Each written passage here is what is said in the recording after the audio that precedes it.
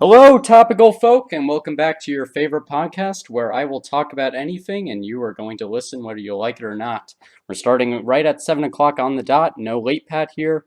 Credit to you if you get that reference. And I'm really excited today because I'm going to have somebody on that I've been looking forward to having on for a long time, and that being Jake TenKate. Hi, Did I how's it get the going? last name right? Yeah, close enough. Yeah. Yeah, I'm used to it. it's Dutch if you're curious. It's pronounced tenkata, but most everyone gets it wrong. I wouldn't expect you to. Oh, okay, Dutch. That's interesting.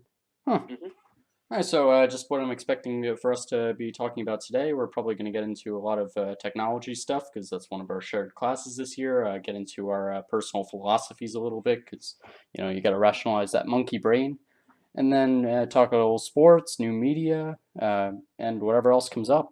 So I guess I'll start with something interesting. Do you like the fact that you cannot get any music on a podcast because you have to pay royalties on pretty much everything? I wasn't aware of that fact, but that sounds like a real pain. Um, Yeah, you but don't. I'm sure that song is pretty good for what you've got. Yeah, you know what? I would love to include everybody in on the little.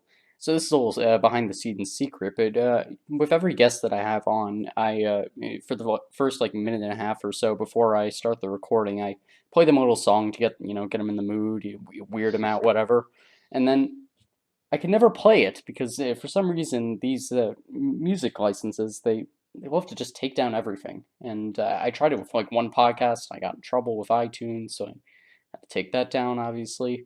So no more of that. I found one like royalty free song, but like that, there's so few on the internet that like you can barely do it. And I'm not even sure if you can use classical music. And like I'm sure Beethoven isn't gonna roll over in his grave over it, but like it's ridiculous. Yeah. Well, anything that is in the public realm, I'm sure you could take advantage of. But what was it you played me? I wasn't able to identify that. Yeah, I would hope not. It came from another country actually. It was a song from a Japanese anime. And Oh, okay. OP specifically from Keijo, if you know that. Uh, I'm not familiar now. Yeah, and look it up at your own discretion, viewers. But yeah, so we're over. Currently, this is being recorded over a spring break for anyone outside the U.S. It's just like a little holiday we have in the American school system where, leading up to exam preparation, we get like a week off right around the Easter holiday, and we just get to relax a little bit, recuperate from the 3 month or so stretch that just includes all schooling aside from like 8 snow days that we've got this year. So that's been exciting. What have been your plans for spring break? Not too much so far. I've had a few things that I've had in the works for a while. I've got a concert planned for this Saturday, and mostly college tours, which for students our age, which we're in high school currently, is one of the big things on the mind. I'm actually planning on visiting one of my friends, who's at William and Mary Oh, on nice. Wednesday, and then on I believe Friday I'll be heading up to UVA. I've got a friend who goes there too, and hopefully I'll get a better feel for what's going on. But right now I'm kind of still picking on where I'm going to be heading. Yeah, so like which schools are you really looking at right now? Well, that's an interesting question because I've gotten into all my schools. I applied to UVA, William and Mary, and USC, which is University of Southern, not Southern California, but South Carolina. There's I applied there with because well, actually, one of my friends wanted me to, and I thought it would be quite fun, and I ended up getting in, which was a pleasure. And I realized they actually have a fantastic honors program, so it's become a bit of a contender for college wise. But other than that, a few smaller colleges that I'm not really considering at this point. So it's really between those three at this now. So Okay. I'm just trying to get what information I can. Was the applying to USC aside from the friend thing? Was that also going off of something that you mentioned a couple of years ago, where you were thinking about applying to a school like University of Alabama, where like it mattered more to you to be like the smartest person there than? Yeah. Well, actually, they do give a really sizable scholarship to most out-of-state students, Oh, nice. as long as you've got like a certain SAT score GPA. They offer in-state tuition, which compared to UVA, I think it's about 8 grand less. Wow. Which UVA's in-state tuition is about 31 grand, and the in-state out-of-state tuition with the scholarship I have, it's about 23, 24 grand, which is honestly not that bad for relative prices Yeah, to how expensive it is. yeah, especially out of state. Good for you. Yeah, well, we'll see. I mean, it's a common thing. A lot of people who did apply did get it, but It's kind of it's hard. I'm not really sure yet. I'm going in for biology, so we'll see what it kind of leads to. I'm sure I'll keep you updated on Yeah, yeah, don't worry. I don't think many college athletes go into that, so you should be all right. that. Yeah, we'll see. Not that they would have the competitive SAT scores unless they pulled like a Derrick Rose and just lied about theirs. Oh, really? Yeah, like there was a huge scandal like 5 or so years ago where like a really big NBA player like had to pay a ton of money because he lied about his SAT score, and it was either he lied about it or he just got someone else to impersonate him and take it for him. And like Yeah, I think I heard about that a long time ago. I'm not too familiar with sports, so any questions on that subject might be a little shooting in the dark, but we'll see where it goes. hey, don't worry, I saved those for a Rod in our 3 hour weekly NBA podcast. That's oh gosh, Well, we have gotten so into the nitty gritty on that. I'll have to Ooh, listen sometime. yeah, more nitty gritty than he is right now on the beach. Whew. But what criteria are you really looking at between the schools? Are you just traveling there to see which one you have like you get the feeling for? Yeah, well, I'd like to say I go to a school and I get that amazing feeling where it's like, oh, I want to go here, but I feel like that's just unrealistic. I've It's kind of a bit of a uh, I don't know, a romantic view of colleges. Yeah. You're still paying up to over $100,000 over the course of 4 years to go to any college you really want to, and you can't really base it off just a feeling. You've got to actually do a lot of research, and so I've planned for this week to do a little more. But I'm looking into each biology program and the college as a whole recently to see what things I can take advantage of, what research I can get involved in. And what about the colleges I like or don't like? Because they're very different colleges. Yeah, UVA is a bit of it's not really a city college, but it's part of Charlottesville. It's very ingrained within the city, as opposed to USC, which is right in the heart of Columbia. So you step outside the campus and you're right in the middle of the city, as opposed to Charlottesville feels a little more. I feel southern. It's very spread out. And then William Mary, on the other hand, it's uh, more old style. It's right in the middle of Williamsburg. So I suppose city colleges seems to be my thing at this point. But it's a little more green. There's a lot more trees, which I really do appreciate. But it's hard to really say definitive. I have a definitive choice right now because it's very the balances are currently quite even, and I don't really know where I'm going to be headed. But I'm going to be making that decision within the next month. Yeah, and definitely when you're on at the campus tours, take it from a veteran who's done like 10 of those. Make sure you get a good tour guide. Because Yeah, I know a big thing for me with UVA that really screwed it for me was I got a horrible tour guide, and like he was not enthusiastic, and he seemed like he just wanted to get to his class afterwards, and that really affects you. And even after like doing a second tour of it, it's still hard to get that bad taste out of your mouth. yeah. I've heard that from a few people that UV as a whole they do a terrible job of giving a tour because it is a fantastic school. They have a lot to show off. They just don't do a great job of it. And there's a funny thing that I think I once read. It's if you don't want your kid to go to a certain college, take them on a rainy day, and they won't appreciate it. And a lot of what happens on tours is it's your first impression, and first impressions can be really important.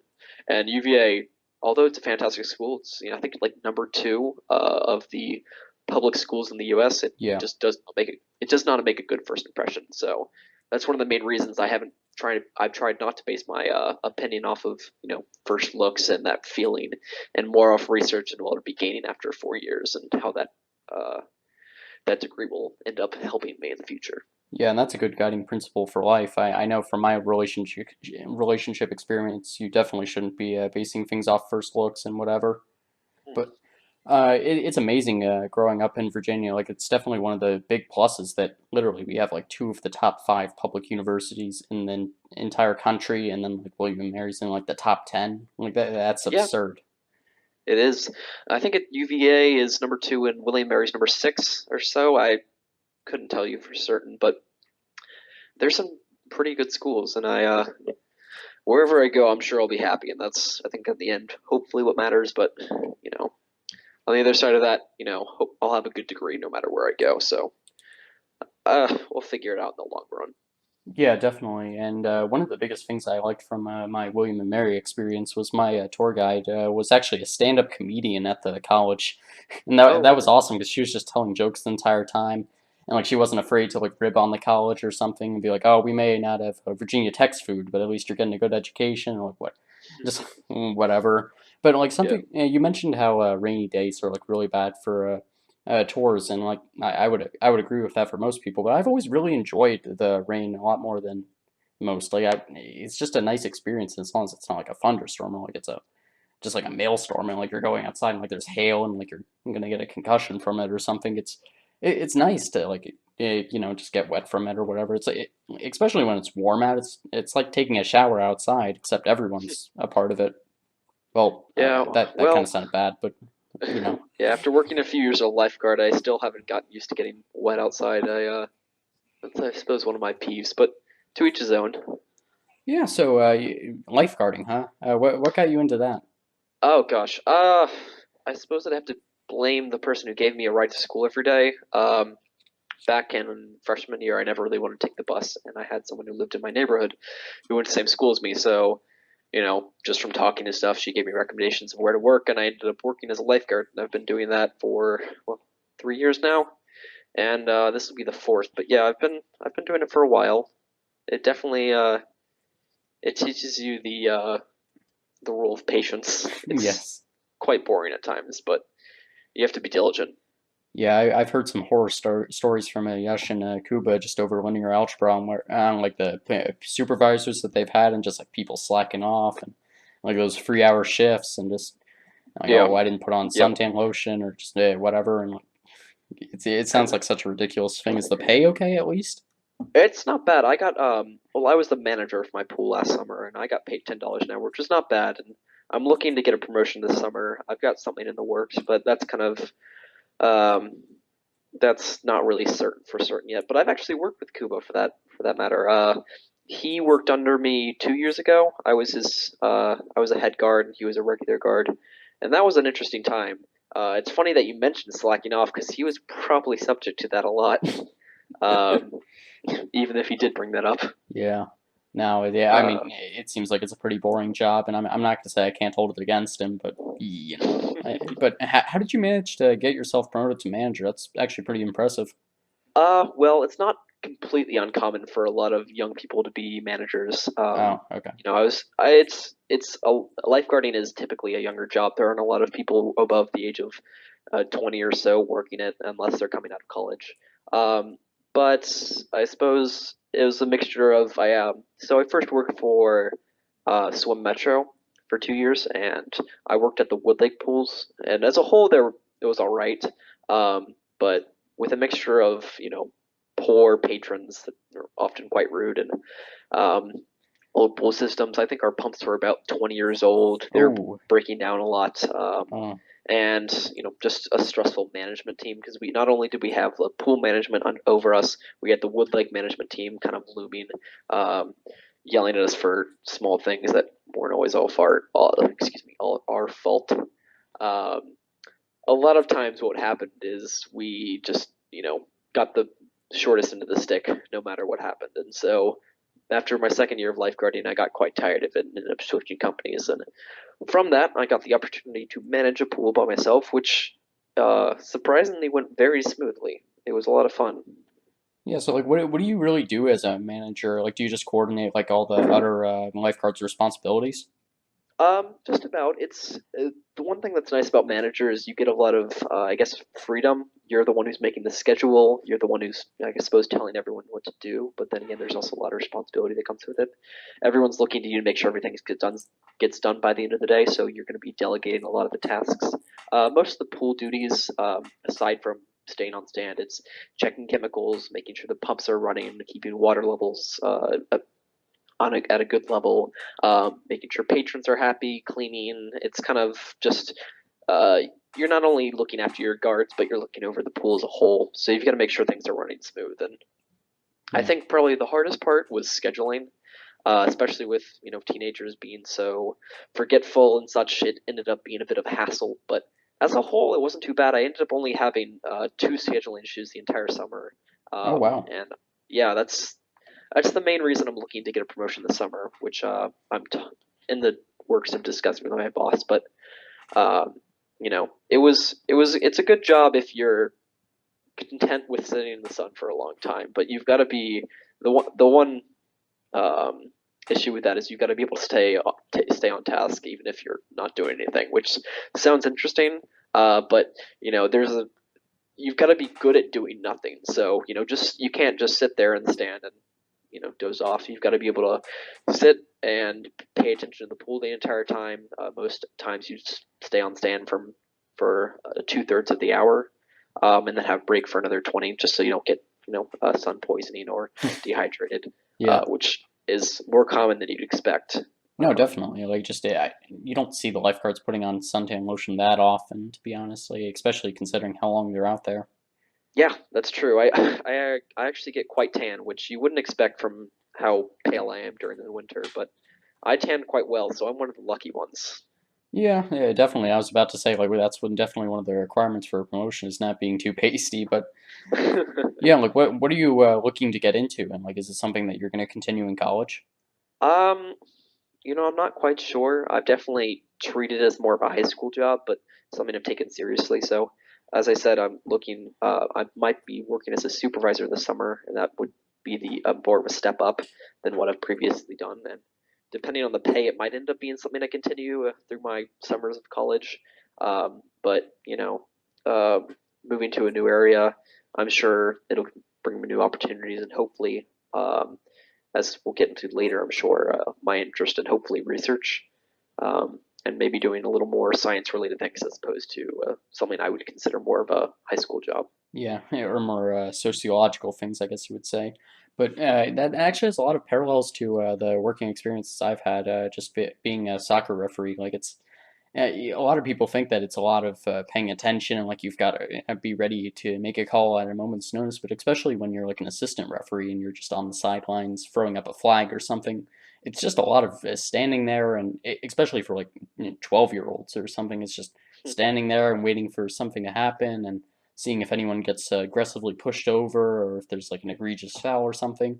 And like those 60-minute games, they can take a while, and like obviously that's not the case for like a 17-year-old travel game where like you're refereeing teams that came all the way from Toronto and like San Francisco and whatever. But yeah, like that's not the average game you get, but at least the pay's fantastic. Like Yeah, can't complain about that. I was trying to convince Yash to get into it because he was complaining about lifeguarding one day, as you would expect. And like I don't know what happened. I guess he wasn't cut out for the whole refereeing gig. Couldn't handle getting Well, yelled at by parents. I mean that happens in a new job and all, but if it pays, it pays. Yeah. So you mentioned that you were going to a concert over the weekend. Originally, I thought that meant you were playing in the concert, but I realized that makes absolutely no No, sense. So um, who are you going to see? no, it is. I'm going to see Eden. It's I listen to a lot of alternative and indie music, so the viewers you may have probably don't know who that is, but I'm looking forward to it. I actually bought the tickets back in January and they sold out within a week, so I definitely was lucky. But indie and alternative music, it tends to describe quite a large range.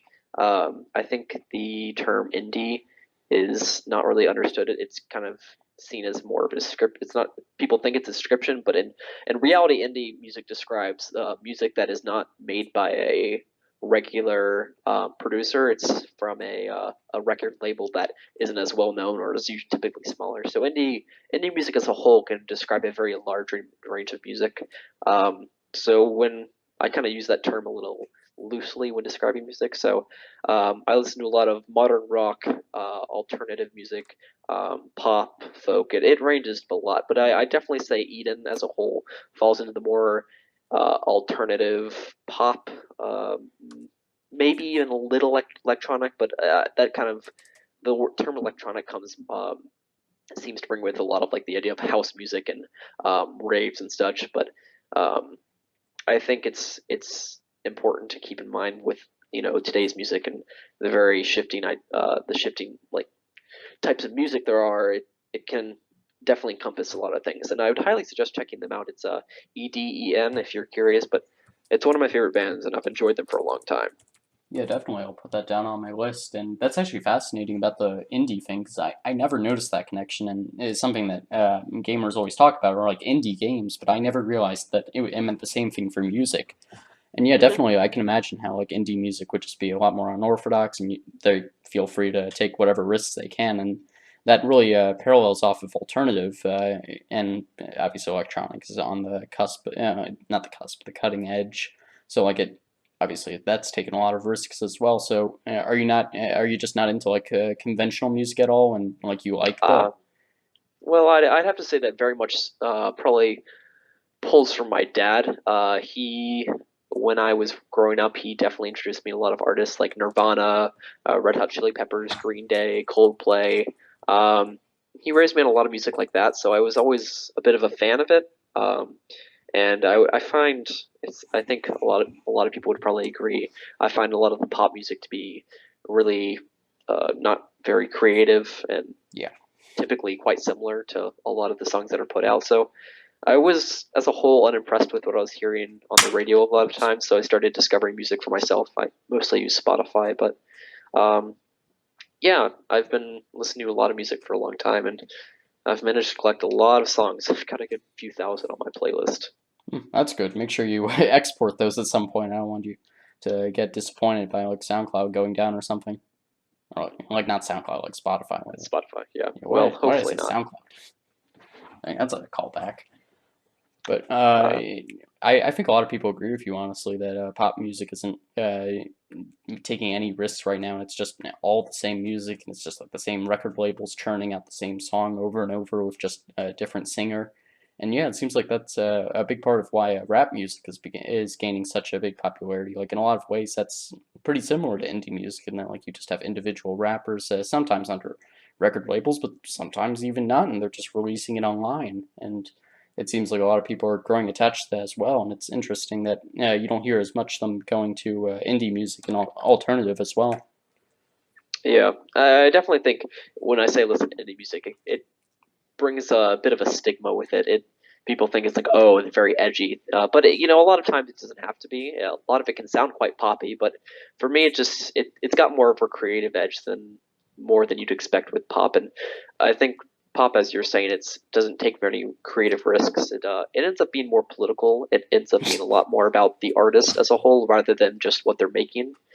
Um, so that was the one thing I found was quite uninteresting. I've never been uh, a big fan of keeping up with celebrities and stuff, and for a lot of people, I think that definitely rings true.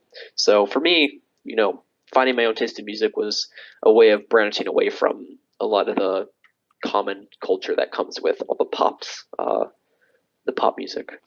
Yeah, like I have to I completely relate to that as well. And yeah, like I've never understood the whole celebrity culture thing. Just and like I feel like that's the case for most people today, but like it still seems like it's prevailing, and it's weird. I wonder if it just comes from their parents inundating them with it or whatever. But like the whole just cult of celebrity is bizarre, and like I mean even in like the philosophical sense, where like you get attached to somebody just because of like how they look, or like just because you listen to them as a kid, and like they turn into a role model for you. And obviously everyone has those people, but just to do it for people that like you don't know on any level, and like just people that are being propped up by like some media network or whatever, it's a bizarre thing. And like also just how like they portray the people, like either having like some stupid political ideology that people are going to be able to relate to, or like playing up their beauty. And like some of the stuff they do is absolutely absurd. And just when you see them raking in millions of dollars, you have to wonder who's the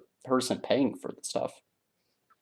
Yeah, I couldn't agree more. Sometimes it slips my mind how people like that uh, are able to survive off such absurd things, but it pays, as I said. Uh, Someone's out there paying for it. And, well, not sure if I understand it, but that's No, how people live.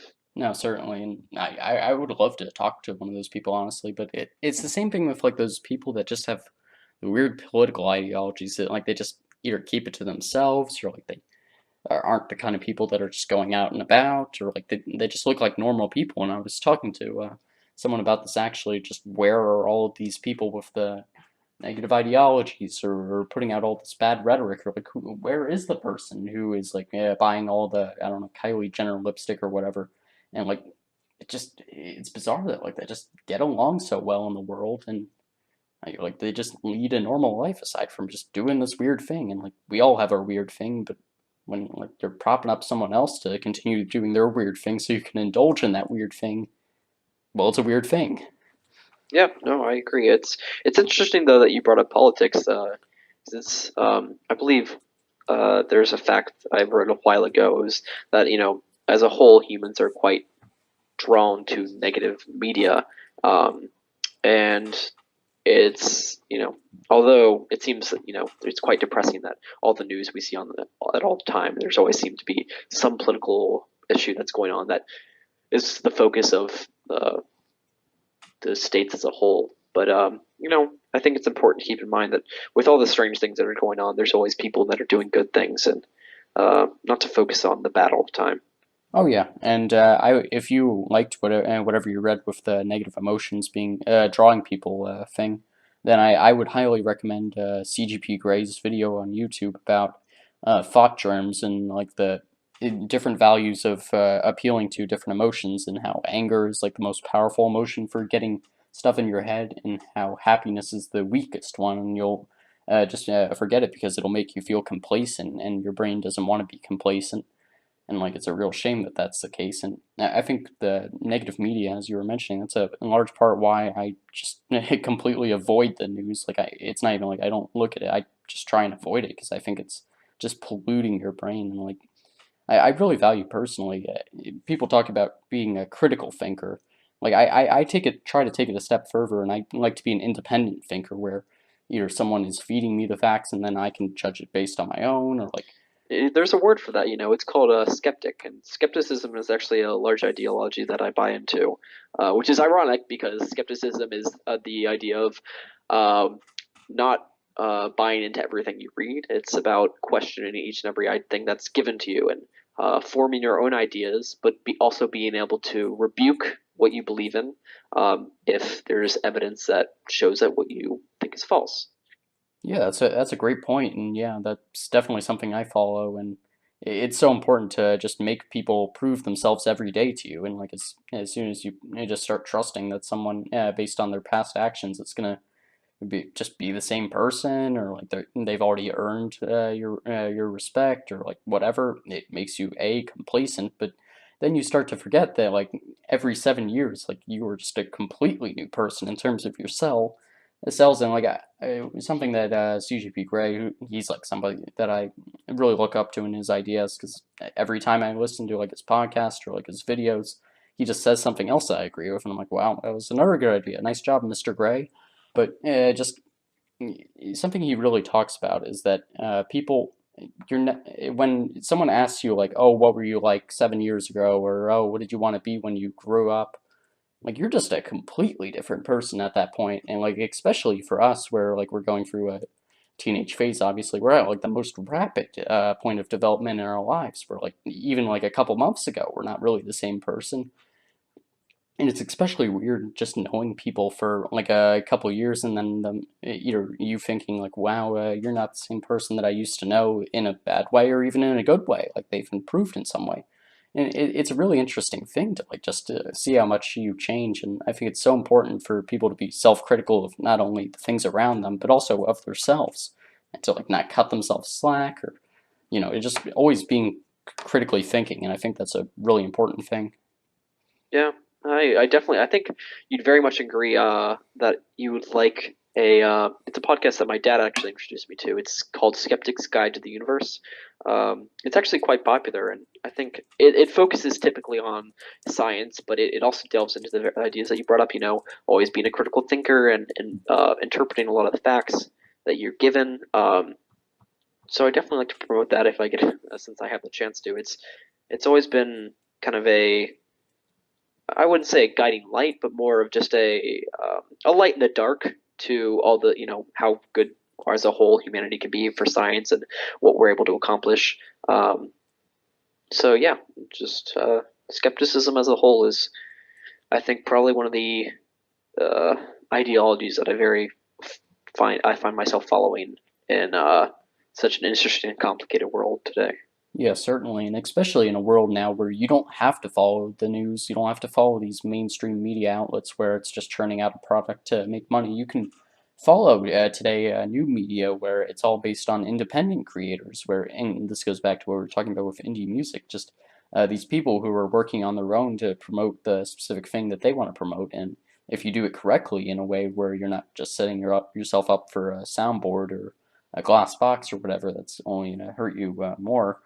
You can really start to learn things about the world, and you can, if you find like good people that are putting out good things, and like they're either not in it for the money or like that's just a side benefit, you can really begin to learn a lot of stuff. And whether that be watching YouTube or something and linking yourself up with good creators, or listening to a good podcast, or heck, even some of these new streaming platforms where like they're just putting out their own content. Like that's not as good of an example because they're still trying to create a product for money, but it's a lot better than what TV's doing and just trying to create ad spots and just fill time.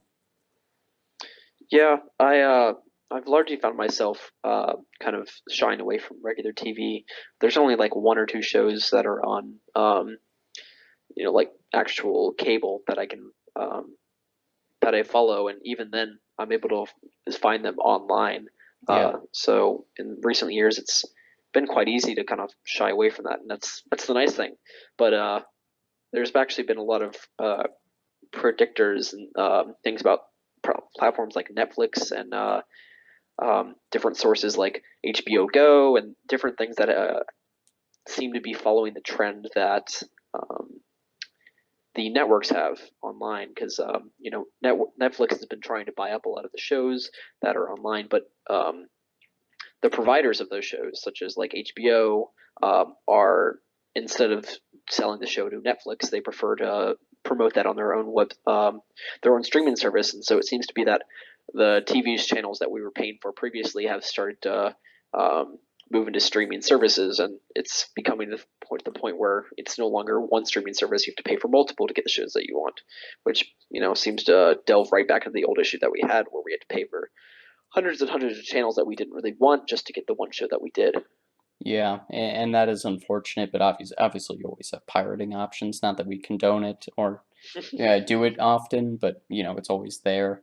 And like that's one of the other really good things, just the availability of free alternatives. Where like if you can't get the one show that you watch, there's literally hundreds of thousands of other ones at your fingertips. And one of the biggest things that like I advocate against with TV is just the fact that you're being presented either information or propaganda or just whatever. You're being presented with the material that you want to get. Well, with the internet or apps or whatever you're doing on your phone, tablet, or computer, you have to seek out the stuff. So whatever you're watching, you did that on your own volition. If you're on YouTube or something and you want to watch the next video, you clicked on that. It wasn't just screened for you through autoplay, or hopefully most people have disabled that. And just it's so important to get your own media, and something that I'm really trying to do. I don't know how your efforts have gone with this, or even if you're looking into it, but I'm really trying to push my family to cut the cord, honestly, because it just doesn't seem like the money's worth it at this point, and No, especially not at all. not when there's awesome alternatives so like that mirror what TV is doing right now. Like I don't know if you've heard about this, but YouTube is actually creating a great not streaming platform, but well, I guess it would be streaming because it's over the internet. But basically, they just bought up the rights to like 50 channels and like 50 really big channels, and they created a product called YouTube Red for like $30 or $35 a month, and you can just watch all of those channels, and you get unlimited cloud DVR. And like people, you can have like 6 people on one account at the same time watching the stuff, and like it just seems like a fantastic option, and I don't understand why more people aren't jumping onto it. And right now, I'm just waiting for them to release it in the Richmond media market because for some reason that's not one of the top 90 media markets in the country. I'm not really convinced of that, but I guess yeah, Nova gets precedent. Yeah, that's true. Uh, Yeah, and it's so important to just get off the TV because, as I said earlier, it is just filling ad time and waiting for the next pre-roll, and it's so interesting when not pre-roll, that's a YouTube thing, but just whatever the advertising spots are. And when you look at some of the statistics and see like, oh, what are the TV shows that have the worst ratio of actual content that they produced versus advertising time, and then you see like, oh, The Biggest Loser or something. Oh wow, they only put out 40 minutes of actual Biggest Loser, and then it's just 20 minutes of ads for Viagra or whatever weight loss supplement you're Yeah. gonna get. It's just absolutely ridiculous. And that Viagra thing's really funny because or like Cialis or whatever it is they're doing now, where like you can see that like they're advertising to older and older generations as the years go on, just because their customer base is going up over the years. Yeah. Oh, geez, my voice. Excuse me. Yeah, that's the interesting thing because that it definitely applies to a lot of things that the older generation is sticking to the older technology, while a lot of the younger or more tech savvy people are moving on to different things like streaming services. And I think I'm curious what's going to happen because in the next few years, at a certain point, there's going to be such a low number of people who are actually watching, television or news over the television. Um, because there has been no stop of news making itself known over social media and websites and stuff. But there's going to be a certain point where TV just becomes obsolete. Yeah, no, I definitely agree with that, and yeah, it seems like it's going to eventually hit a wall, and that's something that's happening in sports too, as well, where like a lot of sports are losing their customer base just because young people aren't getting invested in the sports anymore. Because either like they don't buy into them, or like it seems like it's a generation that really doesn't care as much about sports as the past generations, and I wonder if that's from influences like baseball's whole steroid scandal of the early 2000s, or just like all the striking that's been happening in sports, and just it seems like all of these are going to hit a wall eventually, and it's super interesting following like new sports like MMA, where like they're looking to become just move their sports entirely from TV onto the internet because they realize that like there's a new market to be exploited, and they realize that people are just pirating their stuff anyways, and like if you want to watch like a football game or something, you can just type in like, oh, NFL games, full games or something into Google, and you just get a website that has them all, and you get to skip the ads. And it Yeah, really seems like they need to move to the internet and follow what a lot of TV is trying to do right now. And we'll see how much people buy into it. And I'm not convinced that people would sit around for like hour-long news coverage on the internet, but it seems like their sound bites are working fine on Twitter and Facebook and whatnot. yeah, and I think that definitely touches on a lot of things. Is with such small bits of information for news showing up, it's important to stay skeptic of what you're seeing, and on top of that, it drives a nail right into the idea of internet privacy and what we've gotten ourselves into in that area. Because the decision was made back in, was it December, I believe, Yeah. about the FCC ruling, and there was a lot of rage at the time, but it's been quite quiet on that front recently. Well, you know why that is. It's just because the lawmakers are stalling through that, and like they're trying to pass an injunction. They might have actually already passed an injunction where the bill couldn't actually go into effect until like a court case was resolved on the legality of even changing that law. And just it seems like obviously the government isn't really prepared for the internet at this point, and I don't know if you have a motto or something, but for government, but she always mentions how the Supreme Court, even today, is still throwing out cases that have to do with the internet because they're like, oh, it's too new. But just the effect that it's having on not just the culture, but how the government works and like how all these new businesses have to cope with it. It's definitely something that's not too new to be prepared for. And I'm a little Yeah, concerned, honestly, that like the internet's gonna doom itself just because it's outracing legislation so quickly, and that's why you still see like pirating happening or just whatever. And I keep mentioning pirating, but like it's an interesting situation. Like I don't really know how you fix the problem if you're still gonna have a free and fair internet for everybody. yeah. I actually I did some research back when the FCC issue was such a tended to be such a big deal, and for the people who may be out of country, it may not be as well known. But what happened was, to summarize, it was debating changing the how the internet was treated as a source of dirt legally, from a Title II to Title I.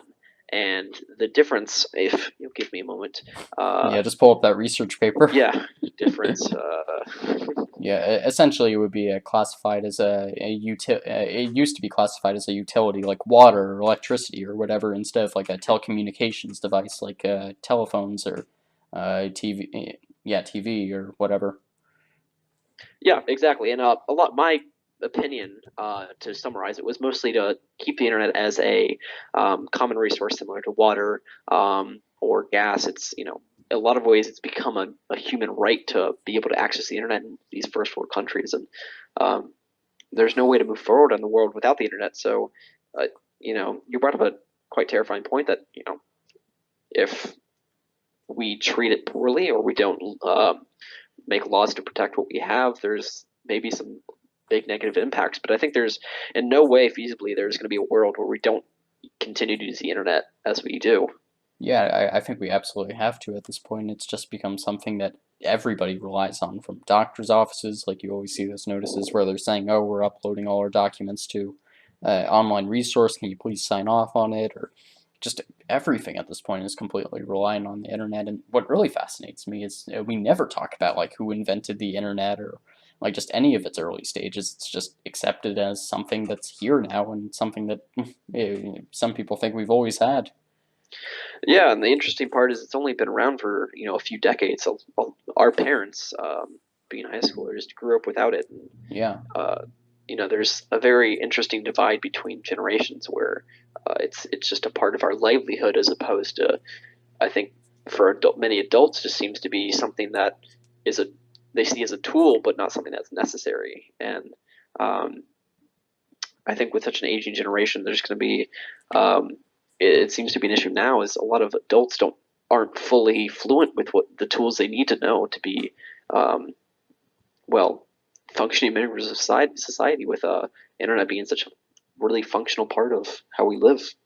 Oh, definitely. And like something that I really value in terms of just when I was born is like I don't know if this was your experience as a child, but the internet wasn't something I was like even really aware of until like I was 8 or something. Like I don't know if it was just my parents kept me off of it or whatever, but it just wasn't something I was really exposed to. And until then, I feel like I was just living the life that most people did before the internet.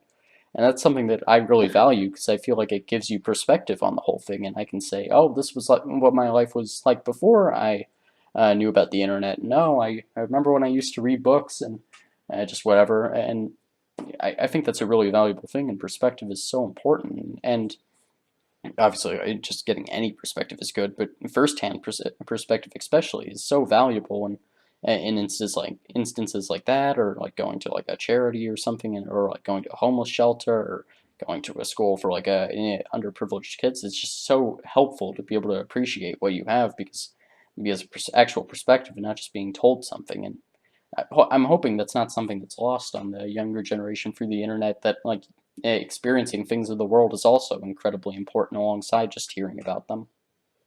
Yeah, I think our generation as a whole has a quite an interesting perspective because we grew up as the internet was more, fledging into what it's become today, and a lot of the younger people, I have younger cousins and such that kind of grow up learning off the internet. They grow up with iPads and things that are teaching them, how to read, how to write, numbers, letters, and so on and so forth. And we grew up in a generation where it was part of our lives, but not. Um, Such an overbearing, piece of technology that it is now. Um, so I think, the people, within a few years of our age currently have definitely a very unique perspective on the situation as opposed to a lot of the different generations that live today. No, certainly, and like personally, I can just remember experiences like going to a library and like my siblings not going to a library because like we were literally like on the cusp of all of that going away, and just it seems like everything past now is gonna suffer from that. But I'm not gonna fall into the fallacy of thinking that every anyone younger than me is going to be worse off or whatever, because that's the fallacy of any old person, and I certainly don't appreciate it when I get it on myself. Yeah, that's true. I mean, as a child, I grew up reading as much as I could. A fun story. I would actually end up getting in a lot of trouble because I stayed up quite late, and I definitely I blame that for my poor sleep schedule now. But I would read until I couldn't stay awake anymore, until I got told to go to sleep really. And then even past that, I would, I grew up with the Harry Potter books and a lot of other things that you know kids today I think still appreciate. And even with the internet, there are still e-readers and Nooks and things that allow the people of today to still access the staples of what we grew up with. No, certainly, but it is so hard when you have media where you can either read an article for 5 minutes and like get a summary, or like you can go on Wikipedia and just research the entire subject rather than getting one perspective, or you can listen to an audiobook, which is still as valuable as reading, but even then, like compared to like podcasts or something, that's still a really long time sink. And it's just so difficult, even for me, like someone who always really enjoyed reading as a child and has fond memories of, yeah, reading the Harry Potter series, reading the Percy Jackson series, and just learning through that. And like now I'm pretty much only able to read through the internet now because I just can't carve out like a day or two to total to just pick up a new book or just whatever. And Yeah, it's a real shame. yeah. I actually was thinking about that yesterday. Um, I said an interesting phrase a bit ago. It's a light and a dark, and it's funny because they reference a lot that on the Skeptic's Guide to the Universe. It's one of their favorite scientists or skeptics is Carl Sagan, and one of his books is Skepticism. I think it's a light. Let me see if I can find the title just for your viewers in case they're interested. Yeah. Um, um, let's see if I can find it. There we go. The Demon Hunter World: Science as a Candle in the Dark. And I've only recently started reading into it a little more. I wish I had more time to get into it. But I don't have the time to set aside an evening and be like, oh, I'd like to get into this book. And it gets to the point now where I'm so inundated with, tasks and different distractions on the internet that I just don't have the time or the patience anymore to really set some time aside to even get into that, which I wish I had. It's a good book from what I've gotten through.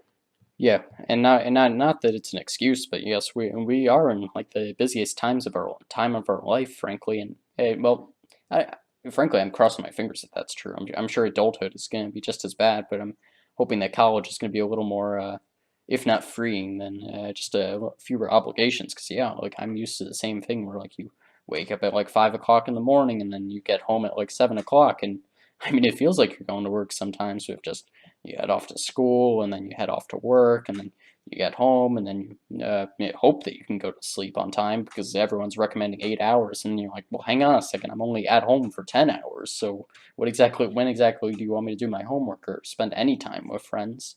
But yeah, it seems Yeah, like senior year is just it is just going by so quick.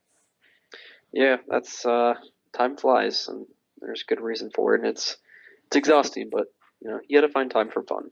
Yeah, you gotta find time to impress those colleges too. Yeah, that too. Jeez. With all the emails I've been getting from small colleges, I would think I've done a lot better than I have, but uh, it's exhausting with all the emails. But I hopefully by the end of this month I'll know where I'm going.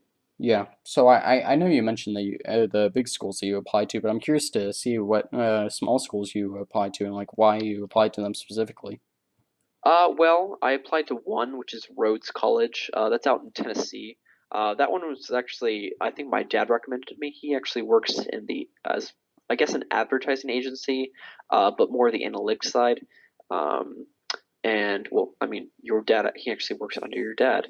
Yeah, Um, but I won't get into specifics, but they do a lot of the advertising for colleges and things that want to, you know, uh, talk to students about who have certain level grades and such. And he was just one of the contact colleges he was in contact with. So I thought it'd be worth it to apply, and I got in there. But and with the cost out there, it's just not worth it. And then I applied to Tech and Virginia Technical and Polytechnical Institute to be specific, and NC State. Um, but with the cost and at NC State and I suppose the academic level of places like UVA, it just those two were kind of taken out of my list, I suppose. yeah, no, and I definitely Yeah, understand that, and I'm surprised you didn't get recommended for like schools like Rensselaer or Case Western because I was always getting pushed on those or like Stevens Institute yeah, of Technology. it's been exhausting, but for me, I mostly wanted to stay in state. I always knew I wanted to apply to places like UVA, William Mary, and Tech. Um, but I branched out with the one school, USC, and now I'm just kind of uh, narrowing my choices. I knew if I applied to schools like Rensselaer and New York schools and California schools, I'd end up getting so confused by my options. I'd end up worse off for it. Yeah, no, I definitely understand that. And for me, I was in a unique situation where going out of state was something that I really wanted to do, and like my parents were fine with it, as as long as it's the same money or whatever. But like for me, that's always been a really powerful thing with schooling. Is once I'm done with like a specific subset of it, whether it be elementary school or middle school or high school. In this case, I just move on. I don't know anybody that I'm going into the new place with. I can just start my life over if I want to. I can be a new person. I can get a tattoo. I can grow a mustache, and like just Yeah, well, if you come back with all of those, I'd be quite surprised. yeah, especially the mustache. Considering I can't grow facial hair, that'd be kind of weird. But no, like it's just always been really important to me to feel like that I can just start over and take what I've learned from my past experiences and make it into something new. Because people are so keen to base what they think about you on your one or two mistakes, and that's never fun. So like it's just nice to get a chance to like fix all of them and just do it all over again and just make new friends and build up your resume. Yeah, I like that mentality, but I'd have to disagree some because there's been some people that I haven't actually gotten along with in the earlier stages of high school, and it turns out that like well, I won't name any names, but I've come to know them a lot better than I expected and appreciate them as a whole, and there are people who I was good friends with freshman year who have radically changed, and so as you brought up a lot earlier, high school and college are going to be the most like um, I suppose, biggest growth periods of our life. And so, no matter where we go, I think there's going to be a lot of people who kind of end up being those seasonal friends where we get to know them for a long period of time and they eventually drift off. But no matter where I go, be that UVA or Tech, where a lot of people are going to be end up going from our high school, I think I'll end up with a very different perspective and a very different group of friends than I would have expected. No, I can definitely understand that, and it's not so much a problem today because we obviously have the internet as we've made quite clear. So if we want to keep up with somebody, we can just text them, or I can call them and just whatever. And obviously, I haven't done that with my middle school friends, but I don't think I haven't met a single person who's had a good middle school experience. So that should be telling. Like I don't even want to talk to those people that like say, oh yeah, I had a great time in middle school. I was like the class president or whatever. Because like people talk Yeah, about how like you peak at different points in your life or whatever, and middle school's kind of early, buddy. But I was a popular kid in middle school, I think, but even then, I definitely want to put those times behind me.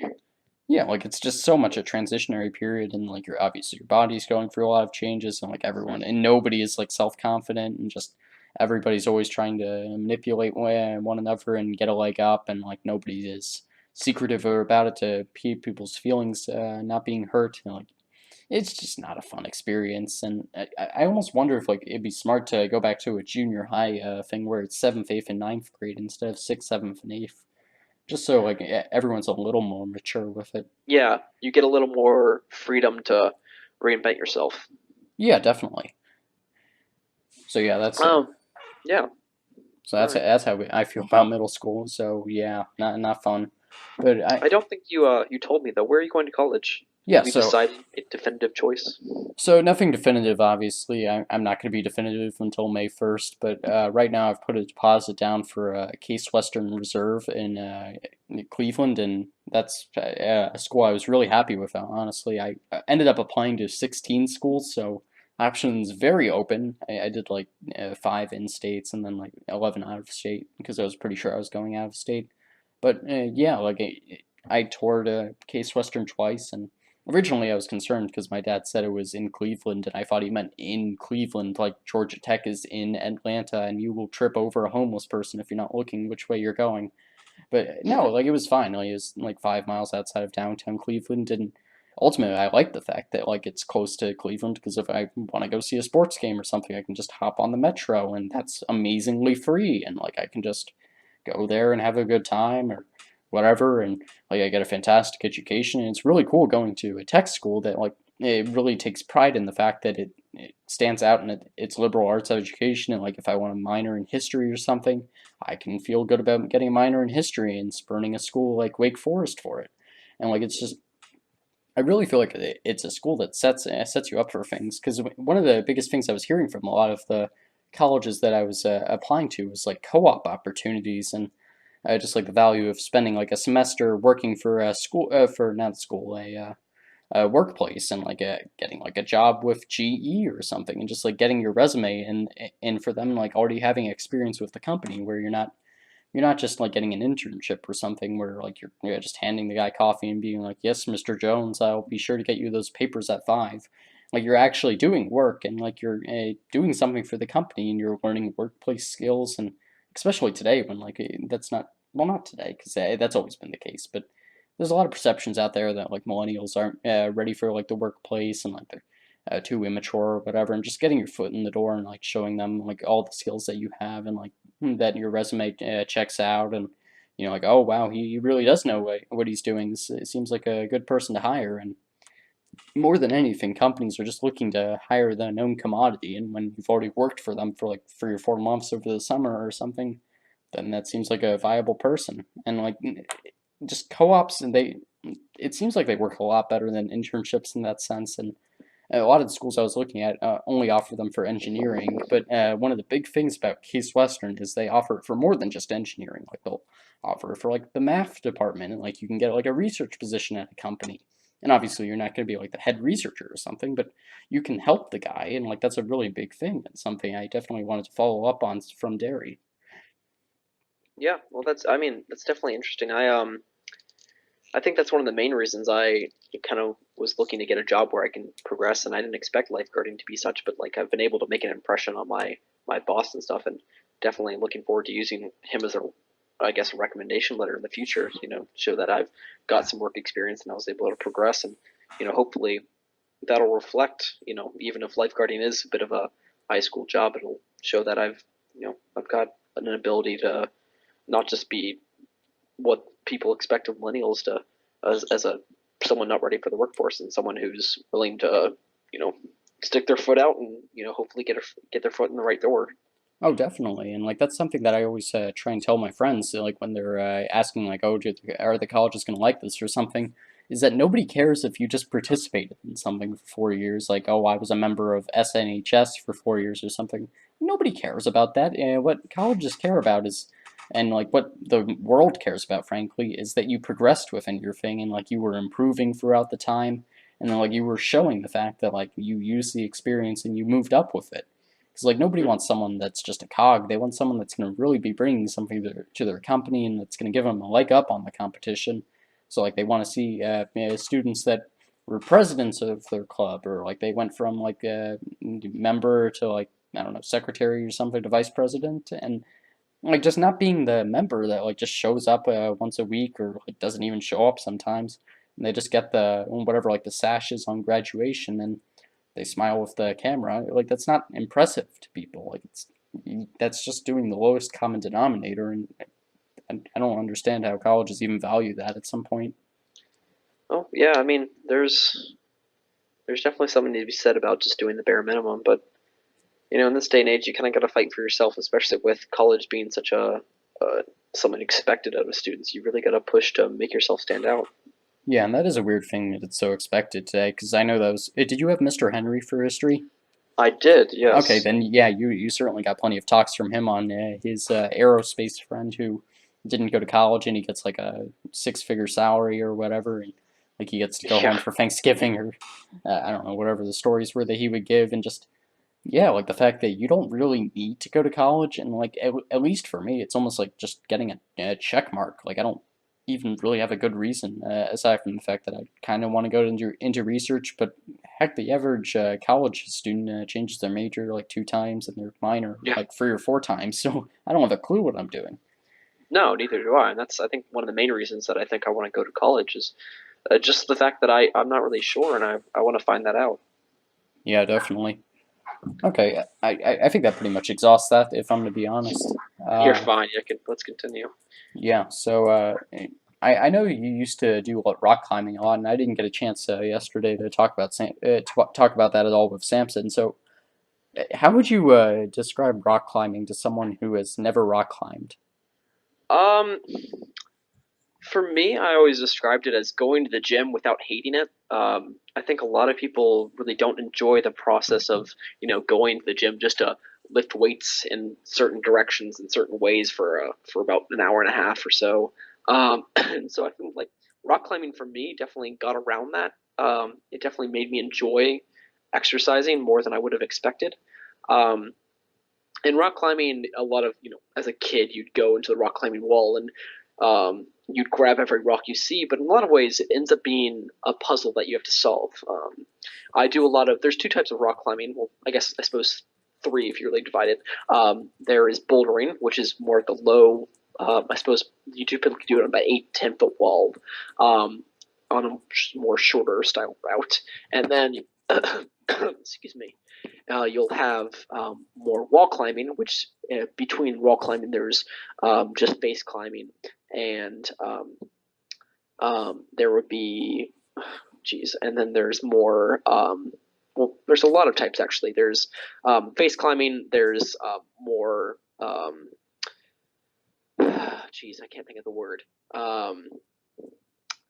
More angled. I can't think of the terminology for it, but there's more angled stuff where you'll be hanging off the wall more so than you'd expect to. And then on top there's this more belay style, so you'll be either hooked to the top of the wall or some the more I guess terrifying experiences. This is where you're clipping yourself, and you see there's a lot more with the people who are more experienced and a lot more um, well, the people who know what they're doing, which I actually haven't had time to get into because unless you, in case I haven't told you, I actually tore my meniscus earlier this year playing volleyball, Oh, and so yeah, that's what which was happened. not fun.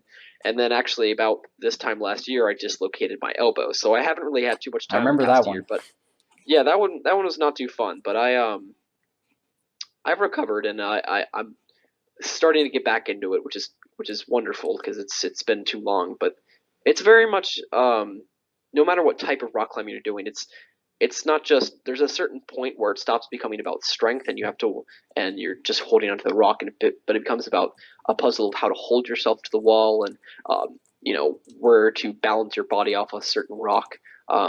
So for me, I think that's one of the main reasons I enjoyed it because it stopped being about just getting a workout and more about enjoying the activity itself.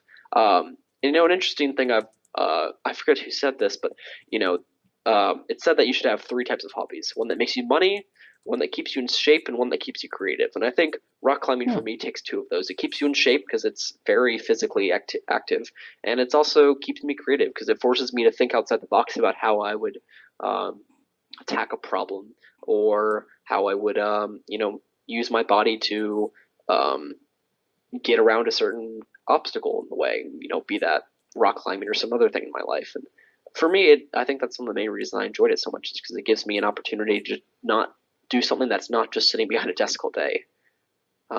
Yeah, So no. yeah, I would definitely recommend it to people who haven't had the chance to. It takes a lot of commitment and a bit of money too if you're really looking to get into it, but it's worth doing if you have the time and patience. Yeah, it's definitely a peak experience, and just yeah, that's a really good mindset actually. Those three different things that you should always try and find in your life, and additionally, it's so important to just challenge yourself in every ways, because as I've mentioned a couple of times now, the worst thing that anyone can do is be complacent and just accept what they have, because at that point you're done as a human. Like you're not gonna want to do anything more. You're just at best you're just gonna be happy with everything. And at worst, you're gonna be sad with yourself and oh, why am I not doing more in my life when you can go out right now and do more in your life? You can join a club or you can go to the gym or something. And yeah, it's so important to do that. And And what I'm actually curious about is what originally got you into rock climbing? Because that's not really one of the mainstream sports that you usually hear people get into. Like you hear people say, "Oh, I did like a soccer clinic when I was younger, and then I dropped it like 5 years later because soccer sucks or whatever." But like Yeah. yeah, what got you into rock climbing? Well, that's an interesting question. It's funny that you bring up Sam. It was actually Sam and another one of my friends, Zach, who got me interested. And I started going, I think, about my sophomore year, and I continued to do that until I hurt myself junior year. Um, and so they were the one that I think mostly the people who encouraged me and kept me going through it. Because when it comes to doing activities, a lot of times it's important to have some encouragement from yourself and have a reason that you want to do it. But I think when it comes to having something you can enjoy with your friends, it becomes a lot more of something you're looking forward to. Which is why if I do go to the gym now, which I've had to because of my physical therapy for my leg, um, which has been an interesting experience. Um, it's been it's nice to have someone with you who's helping you through it and kind of when it's tiring and exhausting. It's good to have someone who's kind of got your back or struggling through with you, which is I think definitely applies to a lot of things, including high school, which makes I think our program in a lot of ways so um, tight knit. Oh yeah, definitely. Yeah, like I can definitely relate to that as well. Cause like I feel like anybody that within like our grade or whatever, I feel completely comfortable inviting them on the podcast, even if like I've never talked to them before, just because I know that hey, either you're credentialed or not like in an elitist sense, but like hey, you've survived like 3 or 4 years of grueling schoolwork, or less grueling if you're past like the first semester of freshman year, and like just yeah, like I trust the fact that you're a good person. Is that like one or two people? Everyone skates by it past the sieves sometimes, but yeah, like it's really cool to be in such a tight knit group of people. But I'm gonna stay on the sports thing because I find this really interesting, and this is the way I get to Yeah, talk sure, about sports without boring you with like the NBA or something. So much appreciated. yeah, believe me. So you always seem like you're injured a lot. What do you think is like the worst injury you've ever had? And like Oh, geez, it's funny though. I don't think I've ever broken a bone other than my hand when I was 5. I've just had a really unlucky year. Um, yeah, I've broken my hand when I was 5, and I think my middle finger when I was 6. But that's aside a from fun that, one. yeah, it that was an actually interesting story. I was getting out of the car, and my sister slammed the car door shut, Oh, and yeah, that was an interesting. And I'll leave that to the imagination because I don't think you want to hear the no. specifics. Oh, jeez. Um, but I aside from that, I haven't really hurt myself. I've just been really unlucky this year injury wise, and I don't know. I've always been a little klutzy. I'll be honest. I'll admit to at least that, but I think this year as a whole, I've just kind of my luck has caught up to me. Yeah. And I mean, So it's certainly better than a lot of people where they just get concussions or something. I think a lot of people would prefer having like knee troubles or over something wrong with their brain. yeah, definitely. I was quite lucky too, for that matter.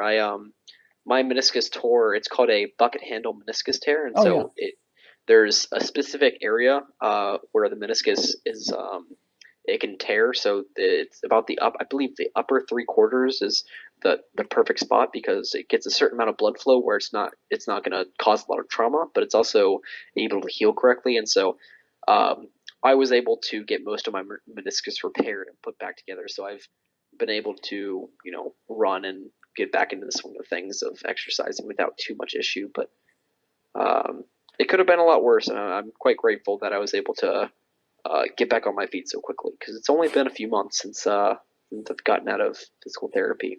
Yeah, literally. But no, with those knee injuries, yeah, like they can go wrong in so many different ways. Like you can have like a ligament damage, obviously, that's never fun.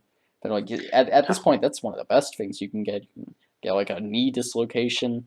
And like I feel like dislocations always sound like they're the worst, but they're always the ones that matter the least in the long run. But yeah, like you can that's have true. yeah, and like you can just have something hit and go wrong with your patella, or like you can have your cartilage get screwed up. Like there are just so many things that can go wrong with your joints. And if you just look at it, like the biggest joints in your body are the worst ones to injure. Like you have your knee, and then you have your shoulder, and like elbow to some extent, but it's not that big of a deal if you hurt Yeah, your elbow. Like you got your I forearm.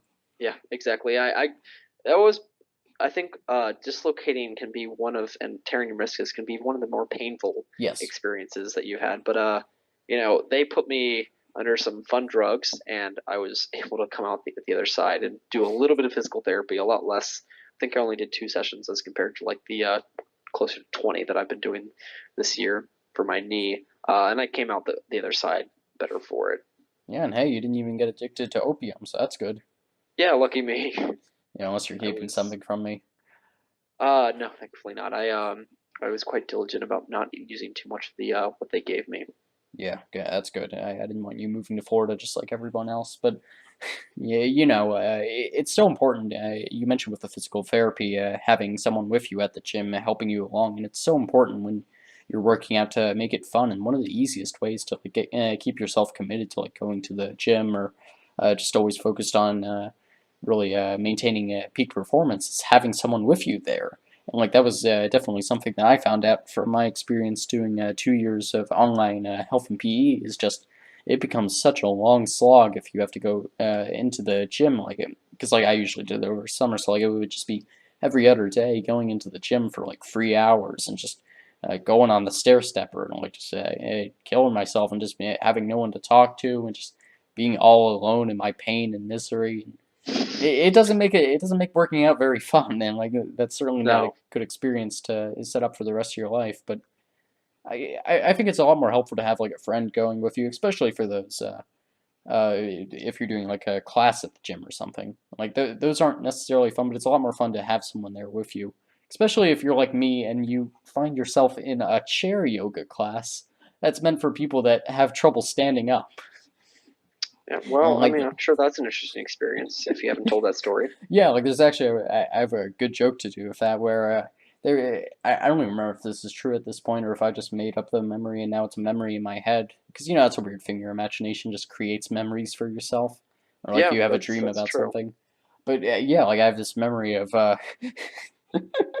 so it's really funny. So like I'm saying like they're having trouble getting up or something. Like it's all just like geriatric patients and like the one person's like a 50-year-old or something. Like she's super happy to see me there because like she hasn't met someone who like can even get past the deep breathing stage. And like she was talking about how like oh I hope nobody has trouble with the deep breathing. And I'm like oh yeah I hope not either. Ooh.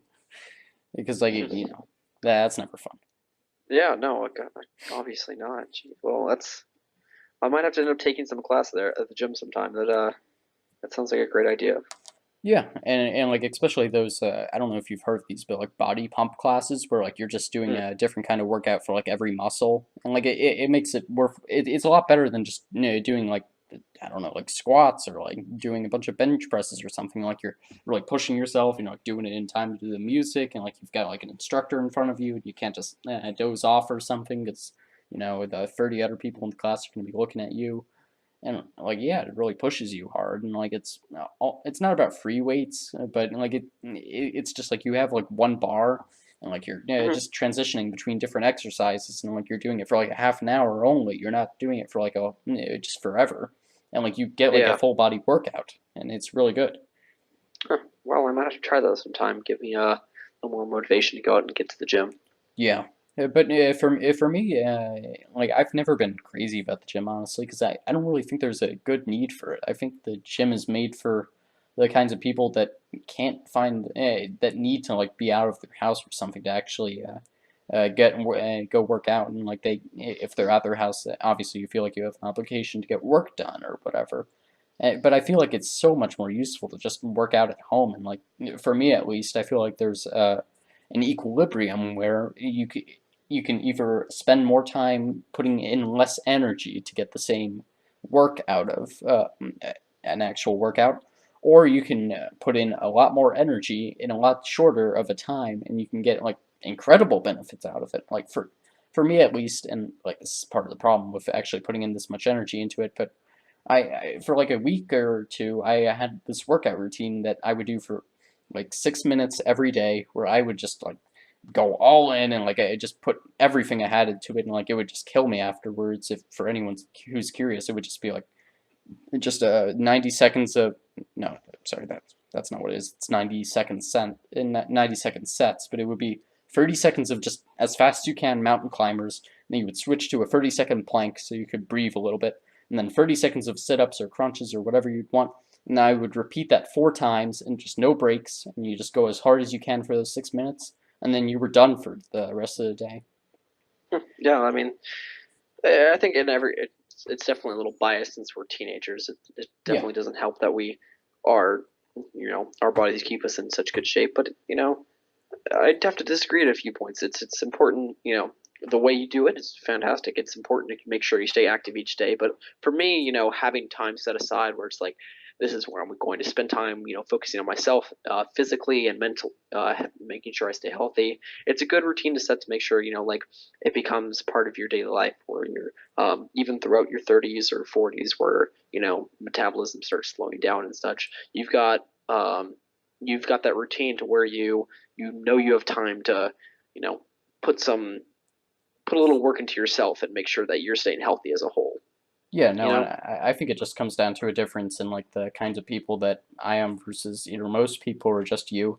In terms of my problem with going to the gym was the actual getting out part, where like I getting out of the house is the problem for me. It wouldn't be being at the actual gym.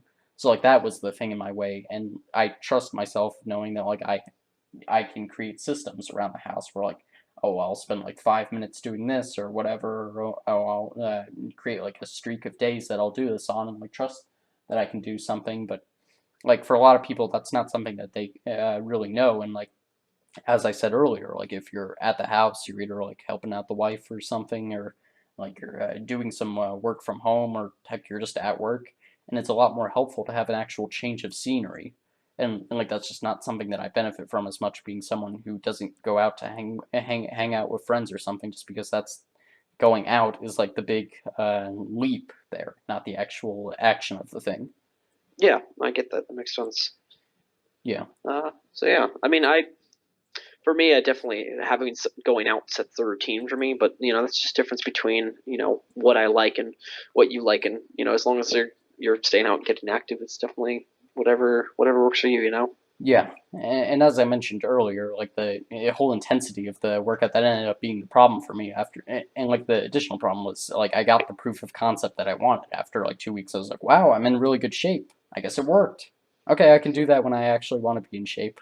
And then I basically haven't done it since because I didn't really see a good reason to. Because as you mentioned, it's really difficult for us teenagers to get up the ambition to actually work out, because most of us don't have to worry too much about our physical physique, just because this is the time when the hormones are coursing through our body the most. So like that's going to boost our metabolism, that's going to boost like the collagen being produced by our body or whatever, and like we're going to look the best that we're ever going to look, and like it makes it hard to get a routine set up. But like it's something that I've been experimenting with recently, and this for by recently I mean like the past month or so. And like this relates a lot to what you're doing with rock climbing, is I've gotten really into just punching things. And Oh, I don't mean people. I just mean like in the sense that like I'm a really big fan of MMA. So like my approach instead of like sparring with someone is just, oh, I'm gonna, I don't know, go next to my mattress or something, and just for like 5 minutes or so just punch the bed, and like just really get a good body workout, because punching is, it really involves all of your muscles. Like it always surprises me, but like one of the muscle groups that's most involved in punching is actually your thighs and like your lower legs. It's not even your upper hmm. body so much. And it really just trains your entire body, and it's a fun thing. Like you can just start throwing some kicks or something, and like it's a really creative thing, and like it's a lot more fun than just doing some push-ups or like just doing a regimented activity. You get to be creative with it, and you get to have some fun. But unfortunately, my hands are like scraped up now, so I can't really do that anymore. Maybe I should get like mitts or something. Yeah, you might want to look into kickboxing. That might do you some favors. Yeah, I got to go out then. That might help. But I mean, hey, I mean, whatever works for you. Yeah.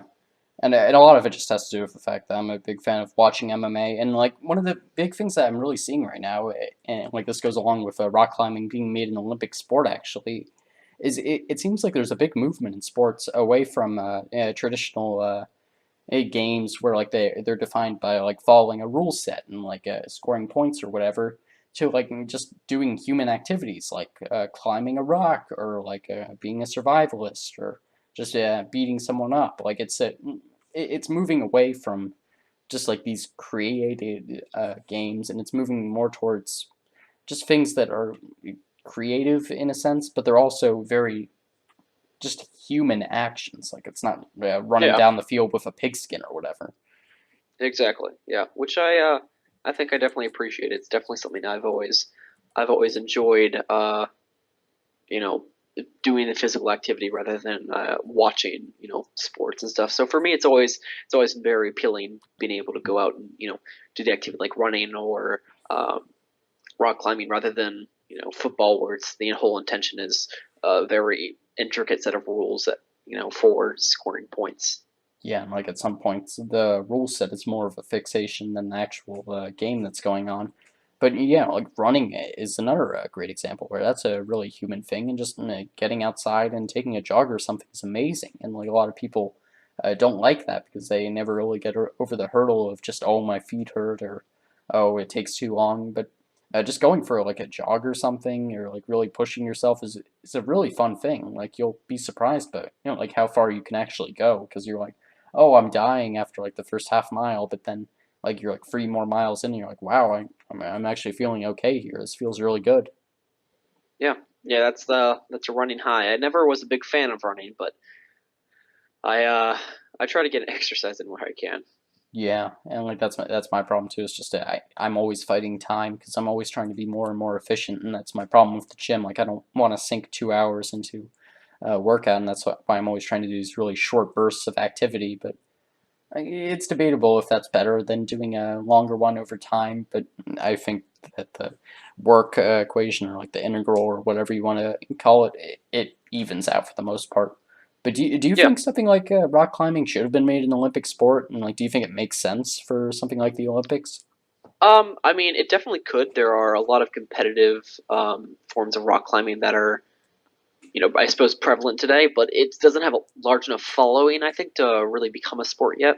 A lot of people are looking into doing it, but it might be a few years before that comes around. I do have a few friends who actually competitively rock climb, and I wish I had the time, the patience to push myself to be that good. But as a whole, rock climbing, I would definitely enjoy it if it became a little more popular because I've always enjoyed going to the gym and having a lot more people involved in it gives it a lot more room for the sport to grow and more gyms to be opened and so on and so forth. Yeah, it definitely seems like shows like American Ninja Warrior have really brought it into the forefront, and at the very least, it has more sport than something like skateboarding, which was also made an Olympic sport.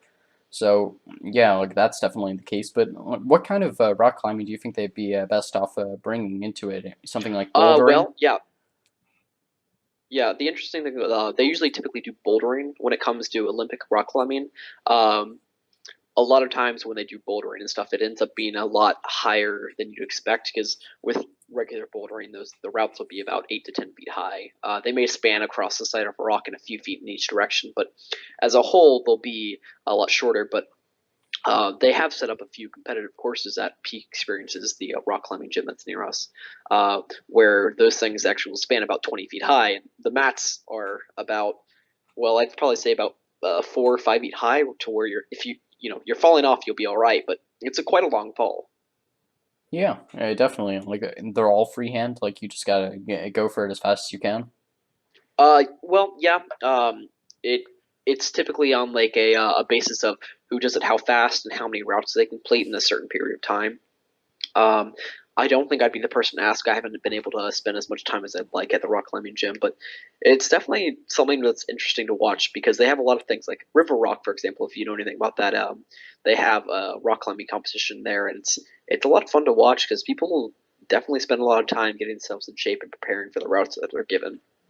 Yeah, definitely, and I can understand why you haven't been able to. It's way too explosive to, especially when you're recovering from an injury. But I can just imagine bouldering or something like you slip it, and then you're just done. Like that, Yeah, that'd be pretty scary. exactly. I mean, well, thankfully I haven't injured myself, but it is possible to do so. You just got to be careful, and that's the main reason they enforce having such, knowing your stuff when it comes to tying knots and uh, having a safe partner on the wall. It's important to with any sport really, to be safe while you're doing anything. And while rock climbing has its inherent danger, I think for me it's you know fun enough to where it's worth it. Yeah, and just not taking unnecessary risks. Like everyone always sees on like social media or something like those people that are like those Russians that are like scaling some cell tower, or like somebody who's like freehanding in Zion National Park, or just taking like some crazy risk just because they're a thrill seeker. And well, you do you. It's still absolutely crazy, and it kind of gives the sport a bad name at some points. Yeah, it definitely is. Sometimes climbing can seem more of a junkie thrill junkie sport rather than something that could be taken seriously like a competitive rock climbing. But that's true for anything. People are always going to take it to the extreme. But for the people who are more casual and just want to have a good time, it's always rock climbing is a good activity. It gets you out. It gets you doing an activity that's not just you know might not be as entertaining like for someone running or lifting weights. It's something that's a little more interactive and gives you a little more freedom when you climb a route. Yeah, definitely. What's your favorite form of rock climbing? Just like in terms of the different styles that you mentioned. Like, do you? Well, yeah, I mean, I personally like to boulder a lot. I spent some time connect up on ropes, but it for me, bouldering was always the most fun. It gave me a lot more time to focus on a particular route. With when it comes to routes, like you're talking about, it's got that explosive feel where you've got to focus focus on a certain group of muscles or a certain type of movement for like about a very short period of time to make those correct movements. But it takes a lot more endurance and a lot more focus, I think, on the wall routes that I wasn't really prepared for and wasn't really interested in for a while. So for a long time I focused on bouldering for me, and that was my favorite. But I definitely hope to branch out and do a little more wall climbing in the future, and hopefully what it leads to is doing some actual climbing out in the open in the wild. But there are a lot of rock climbing places you can go out. But I definitely wouldn't be the person to talk to. You might want to actually ask Samson if you get a chance about that, because he's done some rock climbing out in God, I can't think of. There's a few parks that are actually in Virginia that you can go to, but it takes a lot of skill to be able to do that. Yeah, I wish I had remembered to, honestly, because like by the 2 hour mark, I was like reaching for anything. I just completely blanked on rock climbing. It would have been the perfect thing to talk about him with. We mostly just talked about the plights of Africa and how like Ghana has so many more cellular networks than anyone thinks they do, and like how Africa is really embracing technology while the U.S. is falling behind. But yeah, that would have been an awesome thing to talk about. Yeah. But no, my problem with rock climbing has always been I've been too afraid of heights to really get into it, and I'm sure you've seen people who've come in afraid of heights and really branch out, but I'm not really in the mood to break a fear at the moment. Yeah, that was definitely the case for me, and one of the main reasons I actually did not get into wall climbing until later is I've always been afraid of heights, and I kind of struggled with that most of my childhood, being dealing with not wanting to go up and do rock climbings or like the outdoors courses and things. But for me, after rock climbing, it made me embrace that. I definitely still have a fear of heights when it comes to buildings and things and being on top of it. But if I've got a harness, I know I'm safe, and it makes me feel a lot better knowing that I've got someone below looking out for me, keeping me grounded, I suppose. Yeah, and would it be do you think would be a good thing for rock climbing places? And I can see how this would be a liability, but with those like 4 or 5 foot mats that you mentioned, would it be smart for them to just have someone like get up to the top and then just drop themselves off so that they can have the feeling of falling and realize, oh, okay, well, that was the worst that's gonna happen? Well, probably not. There's always a bit of liability when it Yeah. comes to those higher level routes.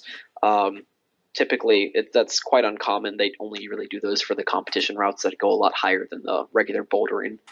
Um, but for me, I always really enjoyed the wall climbing, enjoyed bouldering, and the wall climbing. I definitely it's important. If you can't trust the harness when you're uh, at the top, then it's definitely going to be hard climbing no matter where you go. So having it definitely the first thing people need to get over before they can really get into rock climbing is fully trusting the harness that you're wearing. And I actually have my own harness and my own shoes and everything. So I think once people are able to get over that, it's definitely something they can really commit to. Yeah, and it's just something that most people don't experience, especially today, and just all of the body's instincts are just screaming against him, being like, "No, you're gonna die," and like, Yeah. like it's just something you have to get over at some point. And yeah, I really respect the fact that you've gotten over that. I don't know if you have gotten over that fear, but at least you're willing to face it, because that's just not something that and like I've been to like peak experience, and like I've tried rock climbing, and it's a really difficult thing to face, and I really respect that, honestly. Yeah, it took me a long, long while, but it was definitely worth it in the long run. Yeah, So I definitely. definitely look forward to doing it in college if I have the chance. Would you be doing like a rock climbing team or whatever? Or is it just like a club?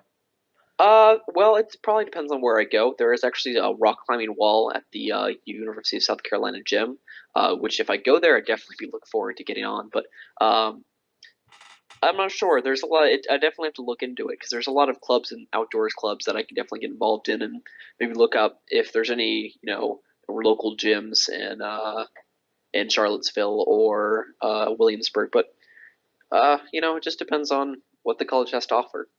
Okay. So in terms of wall climbing, I know you said you don't do it very much, but just from your limited experience with it, what are some of the features that like give you the most trouble, or like you look up and you see them and you're like, oh, I'm gonna get an incline or something. Yeah. So, well, one of the hard things is so routes are rated for the bouldering routes. It's based on it goes from V0 to V, I suppose. I think 10 or more. And then with it comes to wall climbing, it's rated on like a 5 point something system. So it'll go from like a 5.8 to like a 5.14. And so like for example, there's I climbed about 5.10. And there would be 5.10 minus 5.10 plus. So negative would be a little lower, top 10 would be a little harder, which is a little confusing for people who don't do it.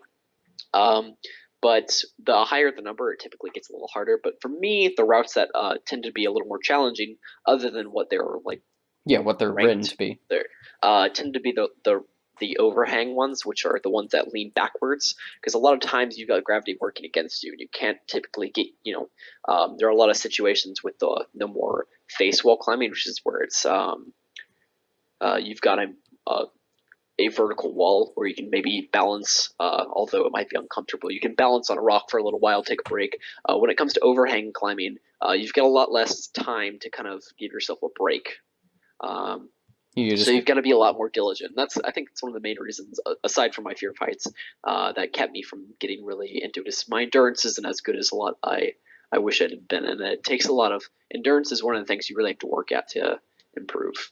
Yeah, and like I have the same thing in sports where like I'm always a really explosive athlete, but then I struggle a lot with endurance. And like I'll be on like I did soccer for like a bunch of years, and like for some reason I decided to be a midfielder, which is just the person who runs around the most on the field. And like I would Mm-hmm. always be fantastic for like the first 15 minutes. I'd just be everywhere on the field, and then after that I would have to get pulled from the game because like I would just be dead, and like I would Yeah, come out with like it's a all about calf pacing. pull. Yeah. Like yeah, it would just it's really difficult to pace yourself, especially when you're excited. That's true. That is true. It takes a lot of work, but Yeah. with dedication in any sport or any activity, there's always going to be improvement. Oh, definitely. Have you ever thought about getting into obstacle course training at all, or is that just something that you have on the side? Um, no, I haven't really considered it too much. I mean, are you talking more in terms of like American Ninja Warrior kind of stuff? Yeah, kind of.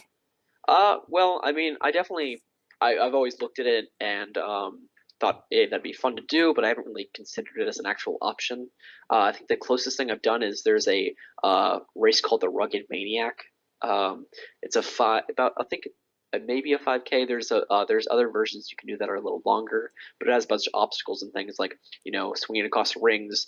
They do have one of those ramped walls, or I think it's called the warped wall, where you have to run up, and I was able to do that, which was pretty cool. Um, But aside from that, I haven't really had much experience and hadn't really considered it as something I would be able to do. But if I was, and this summer, if I get into good enough shape from rock climbing and going to the gym, I might actually consider looking around and see if there's anything uh, in our area that would be worth doing. Yeah, and I figured I would just ask. I wasn't sure if it was like a stereotype or something that people who rock climb get asked that kind of question, but it seems like an interesting thing, and it seems like there's a lot of parallels. Yeah, I mean, definitely. If I had the chance, I'd probably get into it, but I just have another chance to. Yeah, yeah, for me, my upper body strength is just not good, not even good enough to think about doing that kind of thing. Like I've always had pretty good lower body strength, but just always it's been like, oh, I don't even look at my biceps. You're not gonna see anything, or just like it, like it. Yeah, it takes time, just like everything. You've got to put some work in to get something out. So, Yeah, definitely. So that's that, frankly. all right, Let's yeah, we see. can move on to another topic if you want. Yeah. Hmm. So, what do you do the most in your free time? Are you like one of those people that reads Wikipedia articles, or are you on Netflix or YouTube, or like, I do a little bit of everything, so I definitely have gone over the fact that I rock climb and gone to the gym, but it kind of for me, I'd say it's more seasonal based, which is kind of weird. But it just depends on how my time. So as I said, I do volleyball in the fall, so that takes up a lot of my time at the beginning of the year, and then once that ends, that quickly transitions into doing the play. okay, I I I'm in theater, and I've actually been in theater for the past 3 years. The first year we did the Curious Savage, which is a little it's not a well known comedy, but it's to give a quick basis. It's about a family, and I was one of the I suppose very pretentious parts of the family whose stepmother inherited their money, which after the father died, and so it kind of just goes from there about them putting her in an insane asylum. Um, us trying to get the money back, and eventually it just steamrolls to the point where um, we lose the money. We don't know where it went, and it was quite a fun play to definitely learn. But from there, I've definitely come a long way. The past year, we did Diary of Anne Frank, uh, which for me was probably one of the biggest learning points of acting. It became a lot less about having a good time and more about focusing on um, you know actually creating genuine emotions. And it's one of the things I wrote my Common App essay about. If for those people who don't know what that is, it's a more of a standard essay you have to write for colleges that they accept.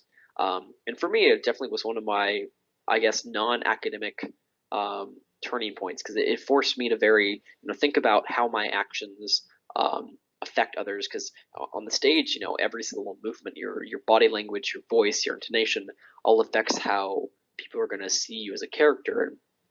And the Diary of Anne Frank was such a if for those who don't know anything about it, it kind of encompassed the Holocaust and the Jews, and it just the infamous story of hiding from the Nazis during that time period. It was really hard to give a create genuine emotions when as a whole we're quite sheltered from a lot of those things. Um, and read and hear about them in textbooks, but we really don't. We haven't experienced something that traumatizing, and so it was hard to relate to the characters. But it came to a point where I had to pull little bits and pieces of my life that I had, the sadness and I touched on this as my essay a lot. The sadness and the anger and there's the heartbreaking emotions that came with doing that play that I've experienced, but just not in that situation, I guess. That I had to really apply, and for me, it was very pushing. And this year, we did the Crucible, and I played John Hale, and that was actually quite a lot of fun. We got to do a lot of screaming. There was a lot of people dying. It was fantastic. I don't know if you were able to come see it. Were you? yes, I was actually. Oh well, I'm sure you can give a little bit of your input, but for me, it was quite a different experience because in the past 2 years, I played a bit more of a pompous. I always call it the asshole character. Excuse my French, but there wasn't a lot of character development. I walked on stage, and when I walked off stage, there wasn't too much different about me. But the interesting thing about John Hale in the Crucible is, he walks on, and the Crucible is based on the Salem witch trials back in the Yeah. 16, 1700s. And the premise is that witchcraft is is being blamed on the actions of some children who um, are blaming what they had done on witchcraft, and it kind of just spirals out of control. And it focuses on how the mob mentality can kind of uh, guide and lead misinformation, which is a very interesting topic which you've already covered. Um, and it kind of just went from there. So as a character, I walked on ready to do good. I was convinced that there was I wasn't convinced there was witchcraft, but I was um, definitely nodding towards it and expecting something a little more sinister. And then it eventually transferred to the point where I realized, the main character, which is John Proctor. I realized that although he might be a conflicted and a bit of a not always a righteous man, he was a good man, as opposed to the children who posed as righteous young children, but were in turn actually very sinister and very intent on doing harm upon those who hadn't always treated them very well, and for good reason. And so for me, it was a transition between coming in expecting to do good, and leaving realizing that I had um, joined the mob mentality and caused the death of. I believe I wrote the actual man wrote 72 death warrants. That was one of the lines in my play, and it was quite devastating. Realizing just as a character and as an actor, just like how awful my actions would have been back in the day. And so for me, it was a lot more of a learning process than I expected it to be. No, and that definitely came across, and I always felt a lot of feeling, not a lot of feelings, a lot of comparisons between that and another book we read on mob mentality, that being the Lord of the Flies. That was a constant fixture in freshman year's Klein's class, but yeah, it was definitely a really chaotic atmosphere the entire time. But I felt like you really did a great job capturing the character, because I had read a Wikipedia synopsis beforehand, and I thought John Proctor would be pretty interesting to see. I didn't realize that you'd be playing it. For some reason, I thought Zach Johnson would be, but yeah, like I thought you did an awesome job, and it was a Well, really thank you. fun play to watch. I appreciate it. Yeah, it was definitely a lot of fun. And I guess besides that, I'm a little bit into computers. I have built my own computer. Actually, it's the one I'm using currently, which I did that probably about actually a little more than a year ago today. I put this thing together, and that took about 6 hours. And I can go a little more in depth. It's actually a lot easier than you expect. If anyone's interested, I used a website called PC Part Picker, and what it does is essentially just make sure that all the units of your computer are compatible. So it takes out a lot of the questions that come with computer building. It makes it a lot easier for you. And so I spent close to $1,000, which sounds a little pricey, but considering how much people play for like MacBooks and the different tablets and things, the fact that I can run like some of the premium and to high level games, it was definitely worth the money I spent.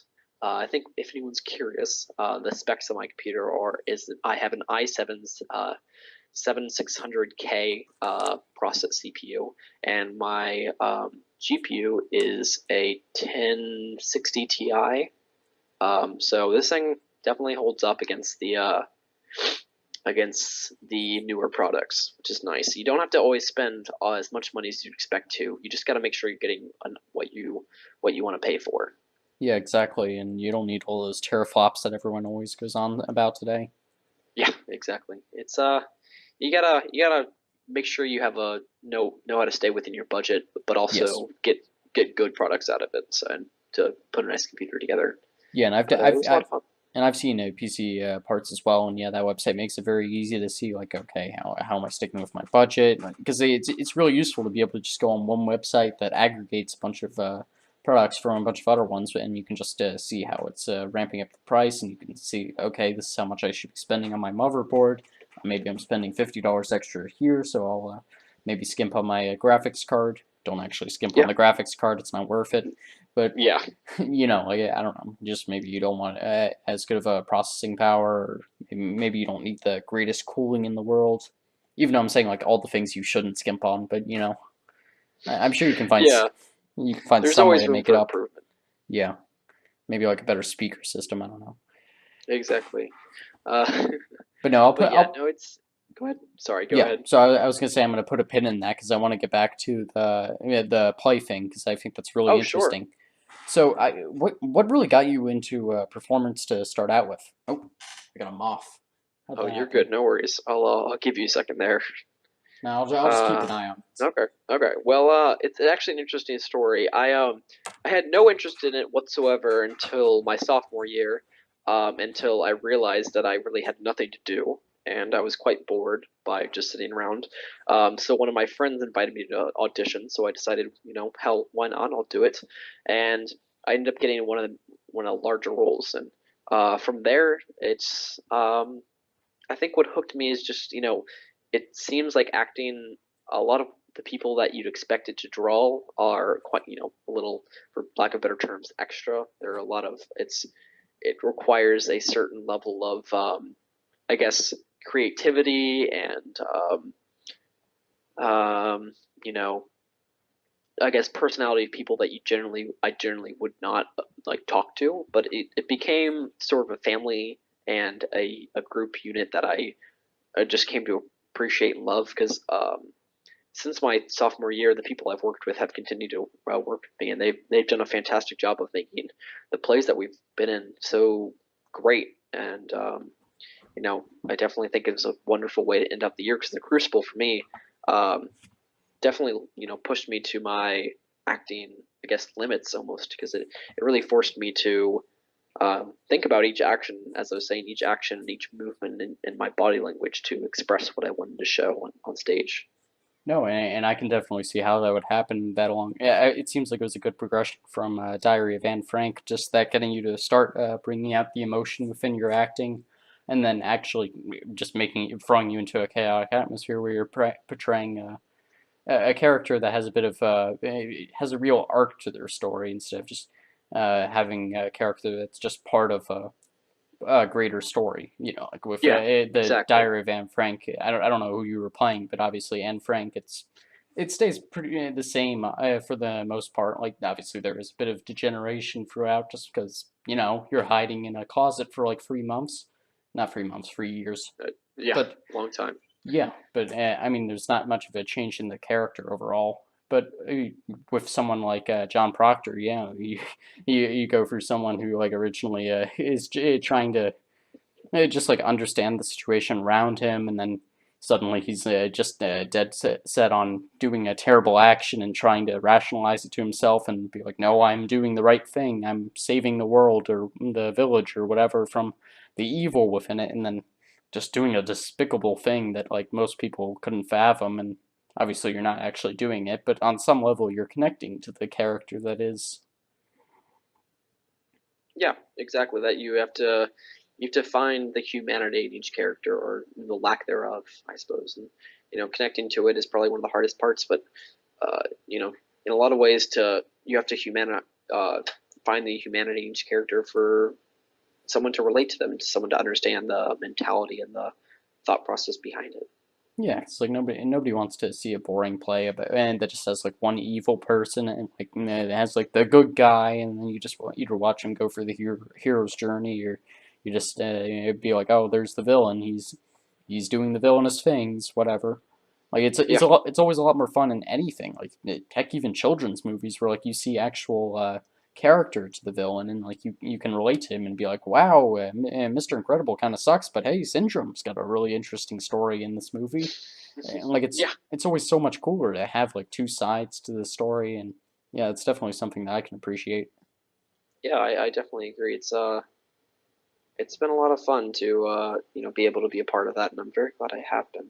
Yeah, what was the biggest thing that surprised you when you got into yeah, in doing theater, or has surprised you since, and like has really changed the misconception you had in your mind?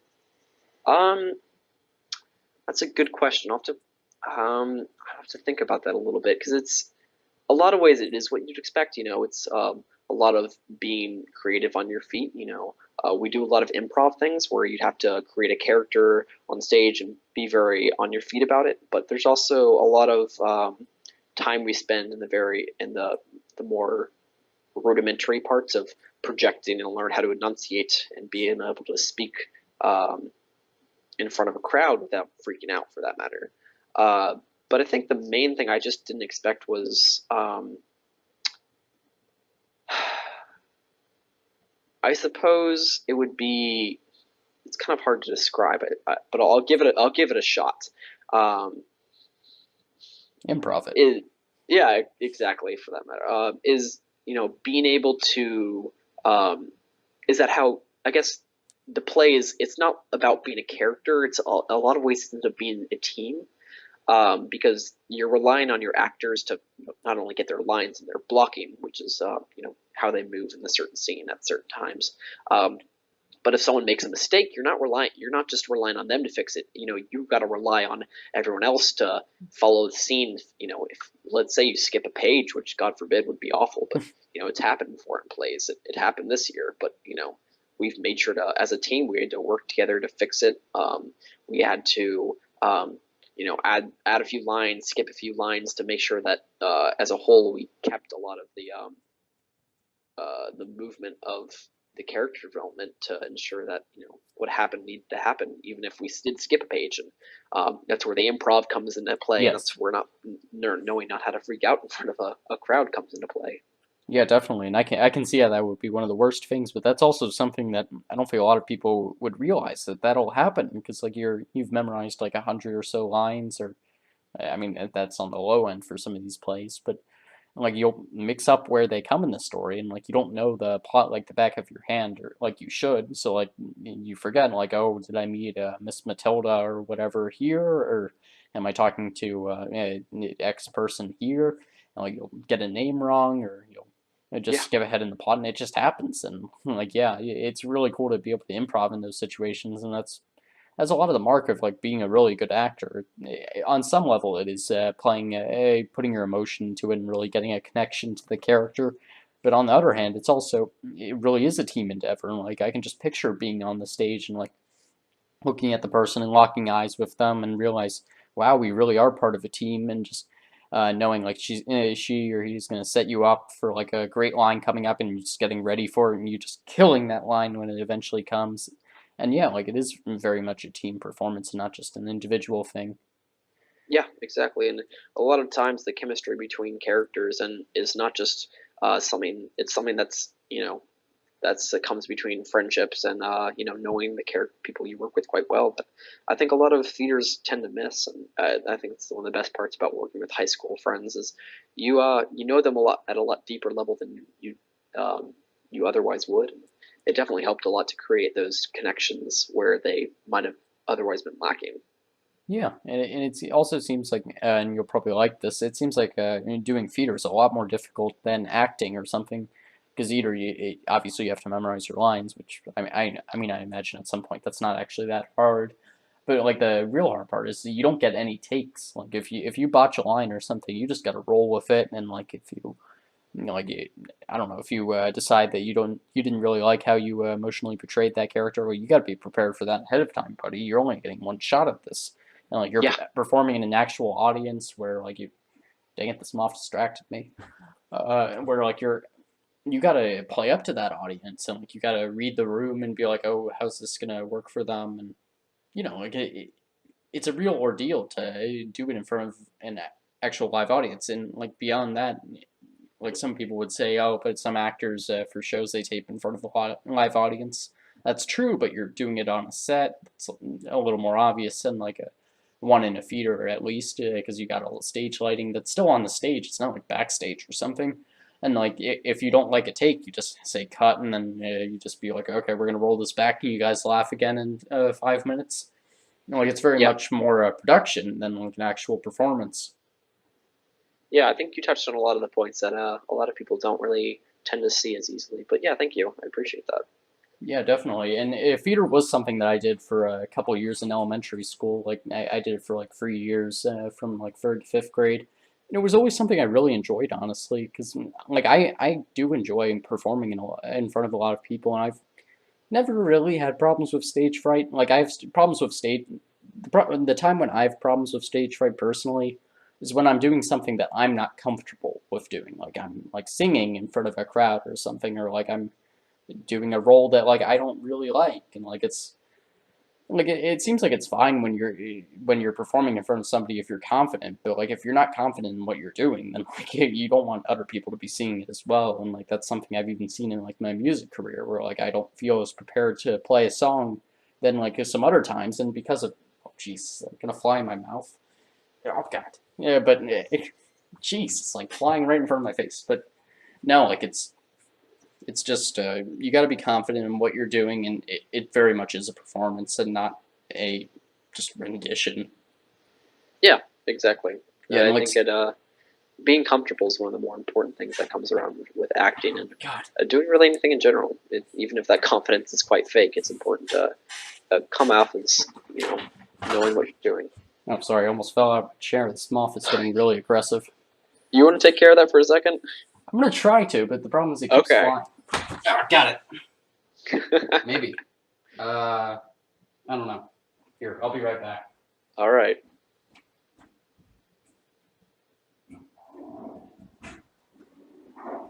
Okay, I'm back. Hopefully the toilet takes care of that. But no, it's ridiculous. That moth just keeps flying and flying. I don't know how high its metabolism must be. I'm sure you can do some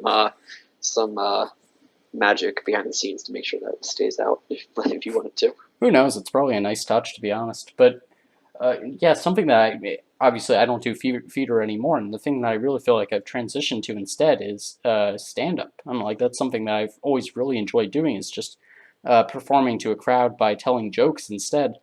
And I think that's something that you really got a taste for in English last year. Just presenting has always been something that I've always really enjoyed because like I can. It's basically all improv. Like you don't have the presentation prepared ahead of you. It's not like a Google keynote or something. So you can just throw in jokes whenever you want, or like the presentation can be a joke, and it can be self-deprecating, or it can be funny, or like you can mock somebody else's at their own expense. But it's all in good fun, and like Yeah, it's really true. something that I enjoy, and like I hope that comes across to people when I do it, and like like it's all about just creating a character for yourself, and then doing challenging what people think the character is going to do. Yeah, I definitely think it's fun to throw a little bit of humor in everyday life, but I've never actually. I think I need to see a little more of that stand up sometime soon because I do remember a few of your presentations in English, and they were at times usually quite funny. Yeah. But I mean, is that something you plan on pursuing later? Or Oh yeah. I'm planning on doing stand up in college, and I'm really looking forward to that. Honestly, like doing actual stand up, not just like doing group presentations, because on some level that doesn't take that much skill. But like getting in front of an auditorium where the people don't know you at all, and you have to like go in there and like knock them off their feet in like the first 5 minutes, or you're gonna get booed the entire time or whatever. Like that's a lot of pressure, but like it's also very exciting. yeah, that is sounds like it. Yeah, and like one of the biggest things with stand up that a lot of people don't realize, it's so much just writing down like your thoughts and like writing it all out ahead of time and like yeah, thinking through the situations and just it's a lot of manipulation, honestly. And like just being prepared to like control what the audience is going to think and being aware of like okay, by saying this I'm conditioning you to take this direction and then I'm going to yank you back in that other direction because that's what comedy is. It's surprising the audience and then having the brain cope by laughing. So like it's very much just manipulating people and that's always fun. Like I mean it feeds any ego complex, but yeah, just like doing that and just writing out a bunch of jokes, it's gotten me really excited for college, and it's definitely something that I'm going to try and pursue. Well, good. That sounds like it. It's definitely good to pursue things you're not really interested in, but also can definitely condition yourself to be better at. It's definitely important to always push yourself to be something more. Yeah, definitely, and it's always really important to get good at performance because I'm sure that kind of stuff would come in handy in the workplace, like not doing actual stand up because that can get a little dicey, but just being prepared to have a lively atmosphere and be someone that people like being around, and not being some moody person that turns in their work and is like sleeping at their desk and go like, oh, back to that 9 to 5 slog. Am I right, Bill? You see the game last night? Like that's not fun, but like it's fun if Yeah, like you're bringing the energy to the room. exactly. I definitely agree with what you say. Just a little improv in life is never bad. No, absolutely. So I think I'll take that pin out of the technology stuff at this point. For So sure. You mentioned that you like creating your own computers. Is that something that you've always done, or like was this the first one that you tried to do?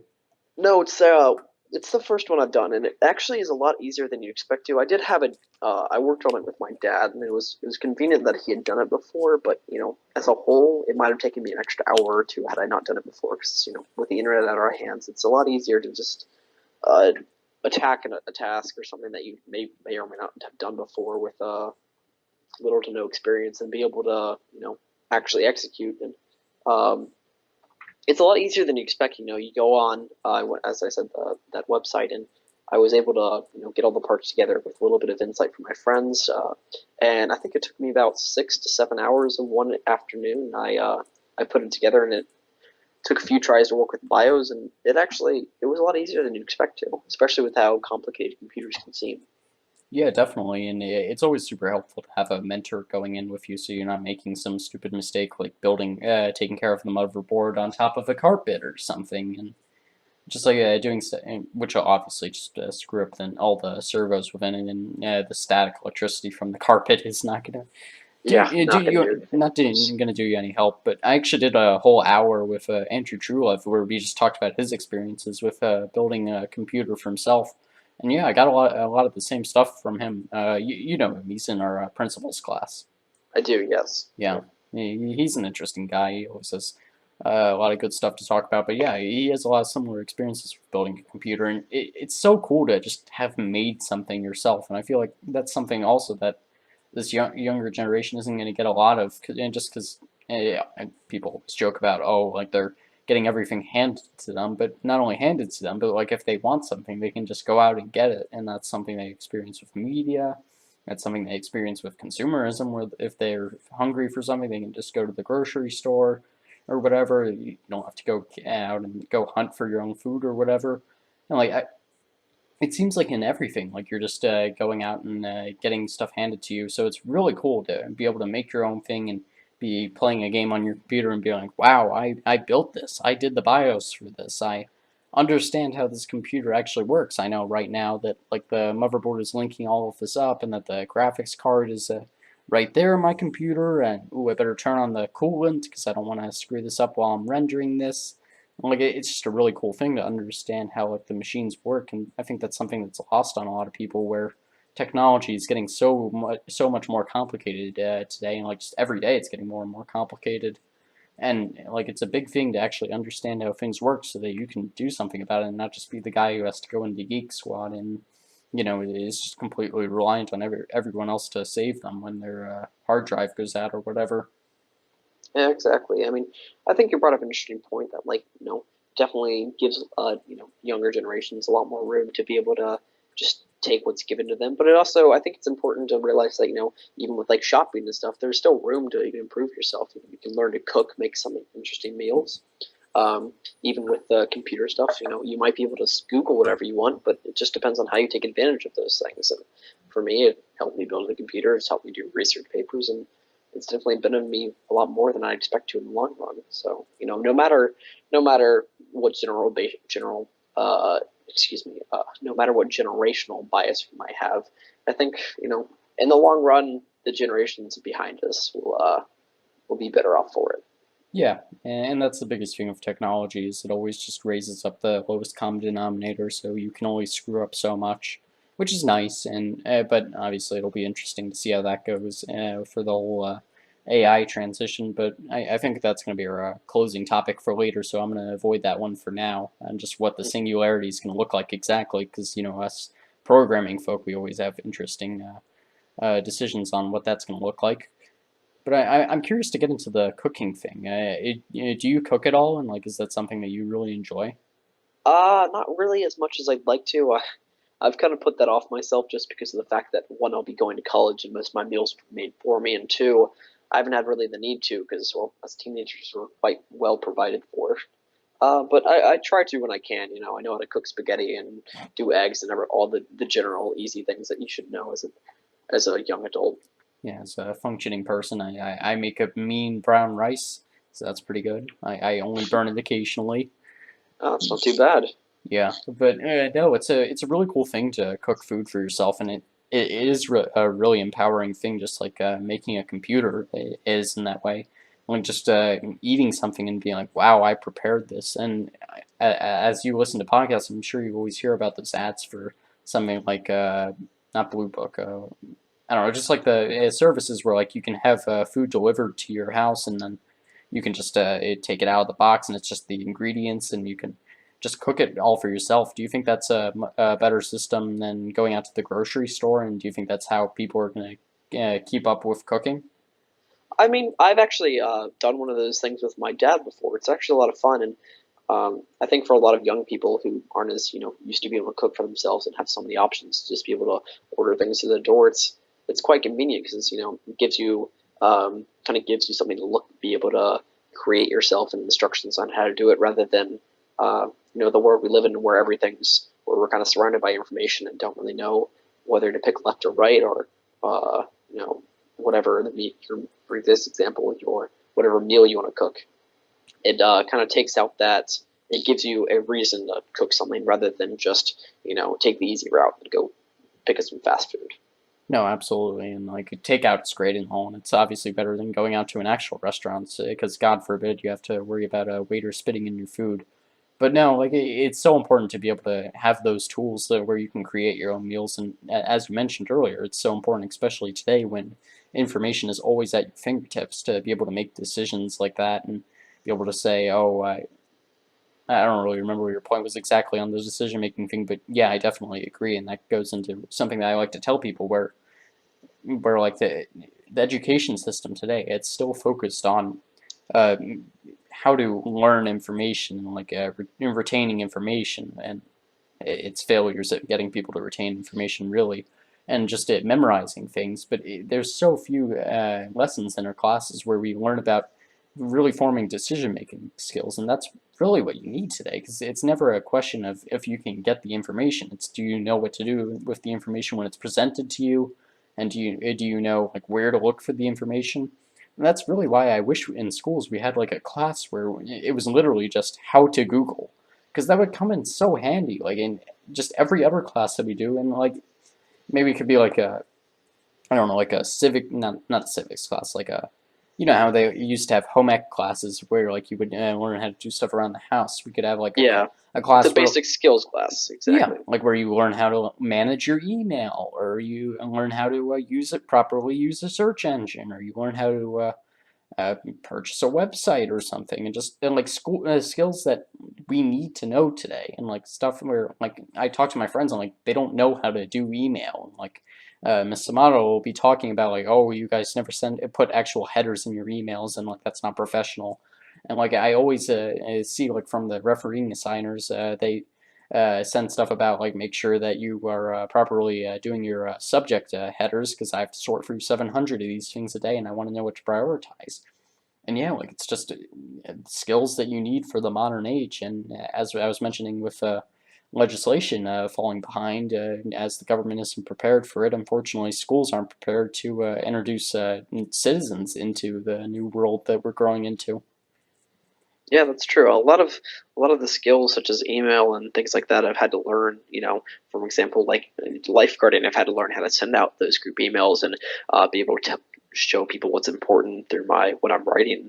And I've definitely had to learn how to organize and take care of websites on my own. It's very much a personal endeavor rather than something uh, the skills that you'd expect to be taught to you. Instead, it's something that's very much a it's on your own time and your own measure to take advantage of. But it's in this day and age, you got to take care of yourself and make sure you stay ahead. So yeah, No, definitely, and I actually feel very strongly about that whole Google thing because like so much in just programming class alone, if you know how to properly Google and like you know how to find the things that are out there for you, programming is easy. Like you can yeah, just like if you have a specific bug that you don't understand, you can just plug it into Stack Exchange or something, and they're probably gonna have a like a thread on it, or if you have a question about like a I don't know how to like the proper syntax for like a stack or a queue or something, that that project will become a cinch. And like it's or like you have a problem with a recursion or something, like you need a recursion solution. Well, I'm sure you can find that if you just look for it. and like very much so. It's become something where we're all learning how to work together through the internet instead of just all being on your own, and like whatever information you've memorized is the only stuff that you're going to be able to use in your working life. And it's become a very collaborative environment, and I think that's good for humans overall. Yeah, it definitely gives us a lot more room to take advantage of other people's work, and that might sound bad. It allows us to benefit from it in a lot of ways, and kind of keep us from making those dumb mistakes that uh, we don't want to make in the first place. Yeah, no, definitely. It's something I was talking to Mr. B about actually, because he's just one of those teachers I talk to from time to time. He was mentioning how the school districts are really being taken over by technology hounds, and like how like all of these people who are graduating with their computer science degrees are now really becoming the administrators at the county level. And he was talking about beyond how like they're trying to introduce new technologies like the Chromebook and stuff like that. They're trying to really start pushing for just reforming the entire schooling system and making it from a system where you're sitting in classes and learning from teachers into something where it's really evolving like the Aristotle system of learning, where you are learning a one-on-one and you're just well, basically the system that they propose for like in the coming years, and like this is their final solution to like what they're trying to get to is like they have a system where they want to partner with Khan Academy and just have everyone on their own learning from it, and then just Hmm. have a supervisor sitting in every class making sure that everyone is actually doing work. Yeah. Do you think that would be a better system than what we have today? Um, it's an interesting question because I don't think we've ever been put in a situation where learning is very much in our own hands. I think the closest thing we've gotten is I take an independent studies course. As you may know, is I've been teaching myself how to program in Unity, and for a while, I kind of treated it as my kind of screw off class where I had time to catch up on homework and do whatever I want. But it's never been a situation where all of my learning is in my own hands. Um, I think I forget a while. I read this article. It was about a lot of students who were placed in academies or like preschools or whatever, where they were allowed to either choose to go sit outside and play, or they were allowed to come inside and learn, and it was very much up to them. But eventually, students who went outside to play who were newer would eventually come inside, and it was their decision to learn. Um, Ooh, that's and I don't powerful. think as students, yeah, it is powerful. We've never had the opportunity to put learning in our own hands and address the topics that we want to address. And you know the question is would we be prepared for that? Would students be able to, as a whole, continue to motivate themselves to do what we want? And I'd hope the answer is yes, but uh, I don't think we've ever really been able to be in a situation where that's true. But hopefully, when it comes to college, that will be the case because it's the continuum of education where we get to choose. This is what I want to do for the rest of my life, and for me, that's exciting, but also terrifying because I have to choose for once. And if they were able to model, you know, schools and high schools and lower level academies and stuff for students to be able to find out what their passion is a lot earlier than just when they're starting to spend money on it, that'd be fantastic. But the question is it feasible? I don't know. Yeah, and like it's certainly hard to imagine today, just with all of the apathy in schools and just seeing teachers that aren't capable of managing their own classes, and like even at like the highest levels of like classes that we're taking, like you got your APs, your college level classes, you still see students that just aren't crazy about learning and like they're just focused on doing other things. But I really feel like that's a problem of just students being forced to take classes that either they don't want to, or like they're just not learning about the things that they care about, and like I feel like this is a system that could actually work really well, and like this was something that Mr. B disagreed with me on because obviously he's a teacher and he really values the personal connection between a teacher and a student, and I think that does have value, but I wonder if that could be something that's just like a cram school system and the Asian school system where you have school and then you have your after school stuff, which is just more school. Where like you can have like a system where there are teachers available to you and like you can go to them to talk to them after hours or something. But during Yeah. the actual school, you're pursuing the knowledge that you want to, or you're working on a project or whatnot, and that seems like a powerful thing. And like, because as we've mentioned multiple times today, we're living in an age where technology is providing information at our fingertips, and like the biggest thing is reaching out and grabbing that information for ourselves and using it in our way, and not having it just force fed to us. And that's something that you definitely see in schools right now, where like they're feeding kids the information. They're not letting them find it themselves. And I feel like people ultimately they do want to learn. Nobody wants to feel like they're wasting their time. And I feel like most people they do read Wikipedia articles or like they do read interesting stuff. And like everyone is trying to learn in their own way. It's just sometimes they're either misguided or like they're distracted by something. It does seem like a powerful thing if like you're just given something like Khan Academy at your fingertips, and if you want to learn about linear algebra, you can learn about linear algebra. If math's not your thing, maybe you like writing or something, you can go write, start working on your memoir or whatever. And like just giving you the option to do what you want, that seems really cool. And like that's an awesome thing that like you said about the academy. That's the kind of thing that like I want to see out of more parents. Honestly, is just setting kids up in a situation where you've created a system where the kid acts on its own ambition, and like they don't understand the system entirely, but by working within it, they've set themselves on a path where they're going to be able to do great things. Like if just that right there, that's created a memory for all of those kids where they remember like, oh, remember that time when we used to go out and play all the time, but then we decided we really wanted to learn, and like it gets them excited for learning, and that's a really cool thing.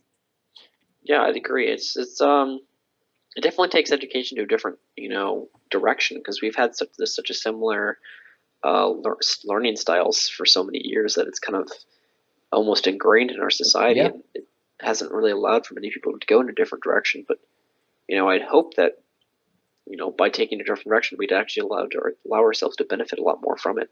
Yeah, and obviously there'd be a messy transition period, but that's what happens with change, and like that can't be something that you're afraid of. That you just have to accept that in the meantime, like it's gonna go badly. But that's the whole thing with the a fallacy that I like to invoke, unfortunately too often. The oh crap, what is it? Oh, I'm blanking. Oh no. The like where you're completely invested in something for a long period of time, so you don't want to give it up.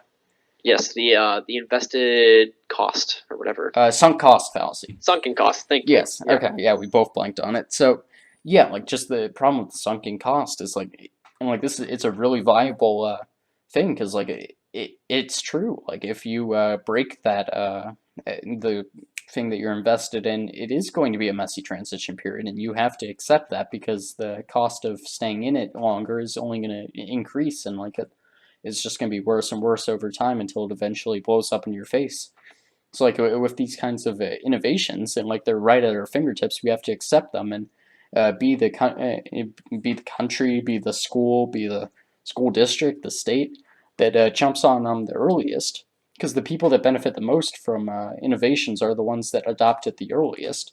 Because everyone's like growth is fairly constant overall, and just reading something like Guns, Germs, and Steel, where you look at why some countries are doing so much better than other countries in the world, it has to do with, sure, they had more resources to start off with, but the biggest thing is they started the earliest, and they invested in the resources earliest, and like you see that, like you see China like being one of the first civilizations to get started, and like India and Egypt and Mesopotamia obviously following right after, and that's a really big thing, that just that you take advantage of the fact that you're in a position where you can exploit what you have, and like you're not just going to get stuck up on fighting a bunch of wars and just whatever. And yeah, it's so important to when you have these kinds of opportunities like we have with the internet, like we have with sources like Khan Academy. And I'm not crazy about Khan Academy, but I'd take it over what a lot of teachers are doing now. Because like even the teachers that we get who are the best of the best, like even some of them, like you see, like okay, you can do a lot better, buddy. But Yeah, like exactly. it's It just takes the by allowing students to ask access to the internet, it gives us more resources than just what we're being handed from the one teacher. And I thought you brought up an interesting point because a lot of the people who grew up, excuse me, like people who were our age when the internet was growing up are becoming adults now and starting to take over their positions of leadership when they realize that the old style of learning is no longer functioning with the way we interact with our society and the internet and everything. So I think change is definitely inevitable, and at some point, it's definitely going to start hopefully leaning towards that, self-motivated um, style of learning, especially since we're able to do such a thing. Because the 2 decades ago that wasn't really feasible. We didn't have the access to the internet that we did today. Having like 3 devices on each individual. Like I have my phone, a computer, or something else on me at any time that allows me to have access to the internet or access to information. That just wasn't feasible. I don't know, 10 years ago. Yeah. And that's all that progression is only going to continue on further. And so it definitely puts us in a an apt situation where a different style of learning is going to be not only feasible but just necessary. Yeah, and that actually goes into something that I was listening to on Joe Rogan's podcast. I'm a big fan of that. And he was talking about how the difference between what life is like today and what life was like hundreds of years ago isn't the fact that, and like obviously you got the divide between the rich and the poor that's always existed. But the biggest thing is the stuff that the rich are getting is affordable for the poor today. Or like if not the poor, then like the people that are like in the lower middle class or something like that, and they can expect to be using the same things as the richest. And that's because technology has pushed us to a point where we're approaching like in the limits of what a market economy can do, and like the prices of things have gotten so reasonable that like people can expect to have iPhones and like computers, and they can have a laptop and whatnot, and like it's created a situation where everyone has the same tools to succeed. And while they might not be in the same background or whatever and grow up in the same environment, everybody is working with these incredible tools that provide them all that they need to succeed. And like it's incredible that we're living in a time where that's really the case, and it's fairly emeritus, to be honest. And like that's a really cool thing because like that's not something that's been seen before in history, and it seems like we're just on the cusp of something that is going to be great. Yeah, I think definitely encompassed Beth by do you know Moore's law? It's that Yes. computer processing power will double every 2 years, and it's starting to break down somewhat, but as a whole, our computing processing power is hasn't been limited by size. It's continued to exponentially grow, and it'll be interesting once virtual reality, for example, will eventually come to be more prevalent, as opposed to like a lot of other technological advances, like drones, for example. Those have become a commonplace and almost a bit of a hobby for many people, as opposed to it used to be a military exercise or technology that was used for a lot more specific purposes as opposed to just having fun. It's gotten quite interesting how technologies that were once kind of seen as very out of reach of the public hand has now kind of become a staple of our economy and our our uses of passing time or leisure. Yeah, and like it's just become available to everybody. Like previously, you would see like 50 years of the government getting away with whatever technology it had, and then eventually we get out to the public. But now you're seeing it very much come from companies like just yeah, the artificial reality and virtual reality systems where like they'll produce something and then like 3 months later it's going to be on the market, and like just everybody's going to have that available at their fingertips. And obviously, with some virtual reality systems, it is pricey, but just to even have the option available to you is incredible. Like if you look at like the Middle Ages or something, if you wanted like the newest, I don't know, I'm trying to think. The Middle Ages is way too far back. Maybe like a car or something in like the early 1900s. That would be cost prohibitive for most people, and like it just wouldn't be something you could expect. But once technology progressed to the point where Ford could produce an assembly line, and then suddenly the cost becomes reasonable, then you see rapid increases in the amount of movement that people can do, and the society starts progressing incredibly quickly.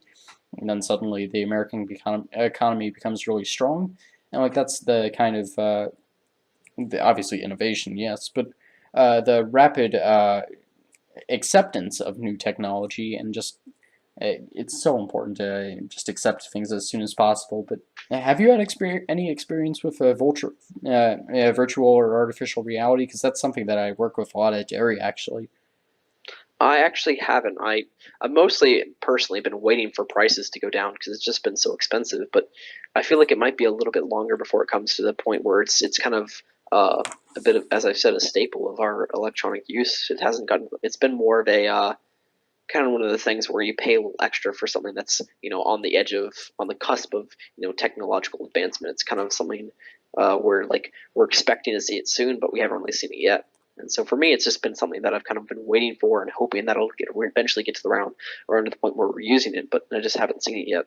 Yeah, and something that I've been seeing with artificial reality is it seems like that not only are people looking to innovate it for the sake of entertainment. Obviously, there's a huge push to get it into video games at all costs, and just being like, oh, this is the new way people are going to game, and we want to have every video game be compatible with virtual reality, or just develop games individually for that. But something I'm seeing with artificial reality, and something I'm having experience with the Microsoft HoloLens, is that there's a big movement right now in the industry to make the virtual reality and artificial reality compatible with the workplace and transition the workplace and like continue the trend of it becoming a virtual atmosphere and making it so like you're wearing some goggles and like if you want to like pick up a piece of paper and like put it up on the wall and like it'll just save it there and like you can turn around and like you can go check your emails and then you can get back to work and like it's just a really cool thing to see how many innovations are coming out and just more than ever, and like it's just happening at a faster and faster rate as Moore's law says it should. And yeah, honestly, even for us, like we're growing up in it. Like I can't imagine how old people are like able to fathom any of what's going on. Because like even for me, it's just like wow, we just created this new thing today. Holy crap! Like geez, what's gonna happen once quantum computing comes around? Yeah, it's exciting, and I'm hoping that I'll live around long enough to see where it goes. But who knows? It might not be long before AI is kind of at that level of where it's kind of intimidating and scary. But that's the next hurdle for humanity to jump. No, absolutely. And I know Mr. D always shows us those Boston Pneumatics videos or whatever it is, where like they're creating the newest and greatest robots that can eventually replace us. And yeah, ultimately, it seems like the transition through the singularity is going to be the biggest sunken cost fallacy that the human race is going to ever have had to break. And I'm a little concerned with how it's going to go actually, because it seems like there's a big movement within people that talk about technology towards this singularity being a lot more of a transition than we're expecting, and it not necessarily being a good thing for quite a while. Hmm. And like the biggest thing being unemployment, obviously being the concern. Do you think that's something that we really have to worry about? And do you think it's just something where we need to get off of a market economy so that unemployment isn't going to become a massive deal and like overproduction is just going to create a system where there's a surplus of goods where we don't have to worry about people not being able to work?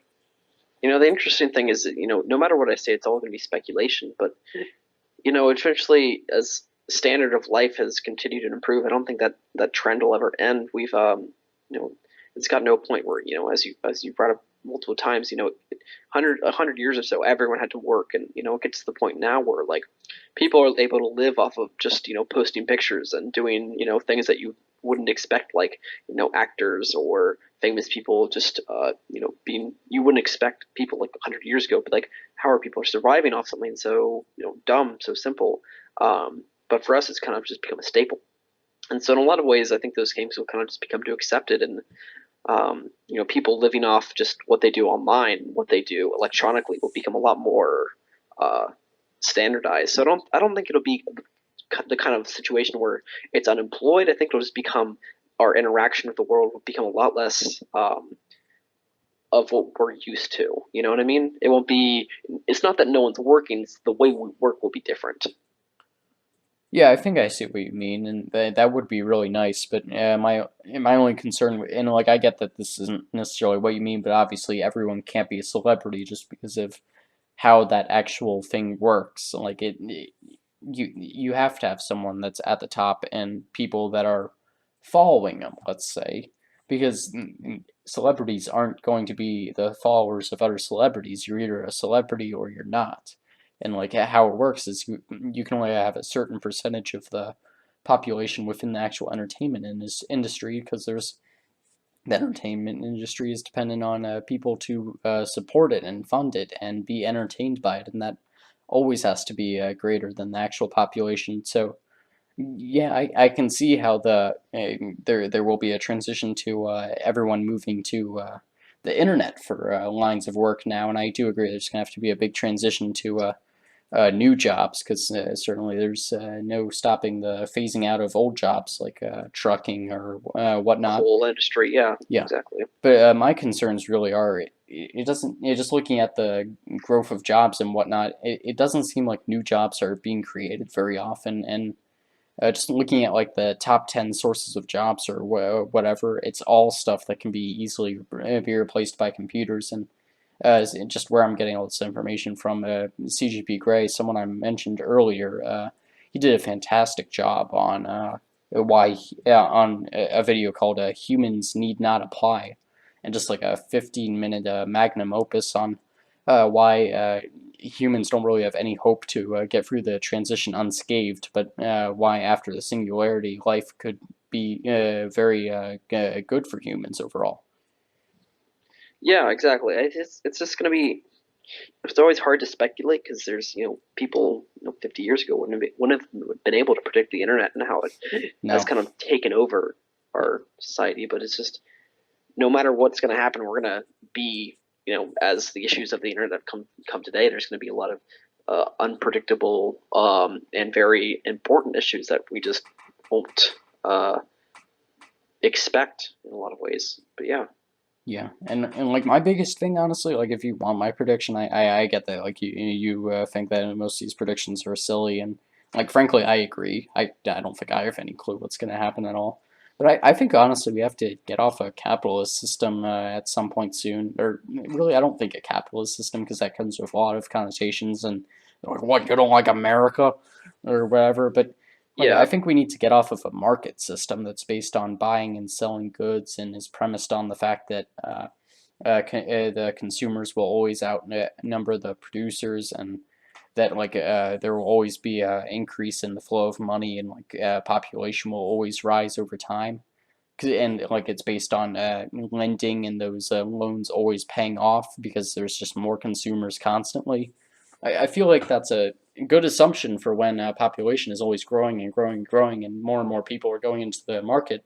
But what happens when that starts to slow down? What happens when there's a contraction in the amount of producers, and it becomes more system where it's just the consumers are robots, and like it becomes a much more technological system where you're buying technology and you're producing technology, and like that's the only sphere where things are getting produced, like that's the only sphere where things are needed, and everything else is just in an oversupply.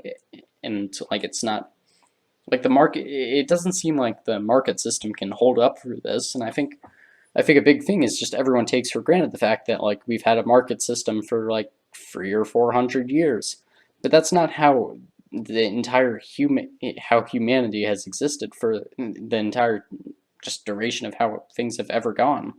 Like Hmm. the market system is one form of how it goes. There's also the mercantilist system that came before that, functioning mainly through colonialism. Obviously, you had the feudal system under in Great Britain, but that kind of existed throughout Europe, and like just vassals and other warring states. You obviously have before that just more kingdom systems, where you just have one country plundering other ones and protecting its resources and its citizens. So like it's not like we've always had the same way that economy functions. But my concern is every time there's a big transition in an economy, a lot of people get left behind, and unfortunately, economists are notoriously terrible at predicting things, which is pretty interesting and says a lot about the just our understanding of how macroeconomics work. Yeah, and I think I'll definitely comment on this because it's quite interesting. I think the the the creation of a new market system is largely based on the what invention has preceded it. And so, for the market system is largely due to the industrial era. It's become a point where Yes. creating goods was so largely able for everyone to access. It was due to who had the money and who could pay for it. And now it's gotten to a point where goods are just expected. The internet is a common natural good, and so is food, so is water, and that's not true in all countries, but it's gotten to the point where the market system is no longer functioning as we need it to. And so I think the question is rather not how we're going to adapt to it, but what market system is going to come of it. And I think, in my opinion, the best predictor of what might happen is it's got a bad connotation, but the more liberal idea of having a equal standard of living, that everyone gets the common goods that are they pay taxes so that everyone keeps a certain standard of living, and then from there on, people do what they want to do. They want to make money. They want to do whatever that they want to pursue. But it's going to become a lot more, in a lot of ways, the not only will the standard of living increase, but the standard of equality as standards of living has increased, human equality and social rights will increase with it. And I think it'll become a lot more of a I can't predict everything. I can't predict exactly what how a market system will interact, but I think it'll just become a lot more of a system focused on equality and less about your job and what your occupation is, and more about your contribution to society as a whole. And that I would definitely agree with you there, because it seems like the one big obvious thing that's changing just in terms of normal supply and demand, which is how we, for the most part, understand macroeconomics at this point. Obviously, that's at the very basic sense, but most of what we understand aside from that just evolves from either looking at it in terms of a monopoly or looking at a price curve on within a more socialist sense. And it all devolves from supply and demand. And it seems like the biggest thing that we're facing now is just oversupply, which means demand hasn't really changed, obviously, because we still have our human needs. But it seems like the greatest hope out of that is people won't have to work because the products will be at their hands. And Yeah. obviously, the greatest concern there is a monopoly getting involved, and that's why a lot of people at least I have a problem with the laissez-faire system undergone right now by our government. But it's kind of hard to complain about that much just because of the boom bust cycle. But it seems like the end game is it will it's as I keep saying, really. Just the end game is going to be okay. It's just going to be the transition that's a problem. And the biggest thing is we shouldn't rely on us predicting things, because as you've been saying, what do we know? We're just a bunch of predictors. What do macroeconomics majors know? They're all predicting the end of the world or the next economic crash, and then they're all wrong. Like, they literally are doing it every day, and then they're like, wait, that didn't happen? That's kind of weird. And the biggest thing is we shouldn't be predicting something and basing our assumptions on that. We should just be preparing for whatever happens to the economy and just keeping an eye on what's happening and collecting the data and asking the right questions when we're handed the data set and saying, okay, so where are the trends here? Or what data do we really need to know? And just it's so important today to know how to ask questions, and that along with knowing how to use data is something that we're not getting prepared for in schools, but B, also just it's not something that's really prioritized enough, and it's not something that's encouraged enough in kids to ask questions. And that's something that I really value in terms of independent thinking. That's something you really value in your support of Skepticism. skepticism. Yeah, I was going to say that podcast, but yeah, skepticism in general. And yeah, it's so important to just encourage the next generation to just be more prepared for the system that we're leaving them with, because something that's talked about a lot is by the older generations is like, oh, I'm so ashamed that we're leaving the younger generations with this hellhole or whatever. Sorry, probably shouldn't have gone It's there. quite all right. You're fine. But just the mess that they leave them with, and just that they're creating a bad situation with them, and everyone just being ashamed about it. And that doesn't come out that much because it's much more fun to bash the younger generations. But yeah, you see that a lot in government officials and parents and whatnot. And it's so important that we raise the next people to be prepared to deal with these kinds of situations, and that's why I always harp on schooling and getting that fixed because that's a big thing. That's why I harp on fixing parenting and like all the things that parents can do better. That's why I really liked that academy system where like you set up a system where the children learn for themselves. It's so important to set up systems that create the just create better things because you can never count on everyone being a perfect person, but you can count on a system working every time. And like that's what gives me a lot of hope about robots, honestly. And like, yeah, I get that a lot of people have the view. Actually, I don't even know if a lot of people have this view, honestly, but just the romantic idea that oh, once AI comes around and once the singularity happens, then Terminators are going to come out and they're all going to want to kill humans. Like that, I've never really bought into that idea, to be honest. Like, there's no reason that robots have to have emotions and self-desire, and it seems like consciousness is a very biological thing, and it is just a product of cells, and maybe it's something that's going to come up in computers, but that's a lot of speculation that Yeah, we have no I mean, understanding of. we don't know.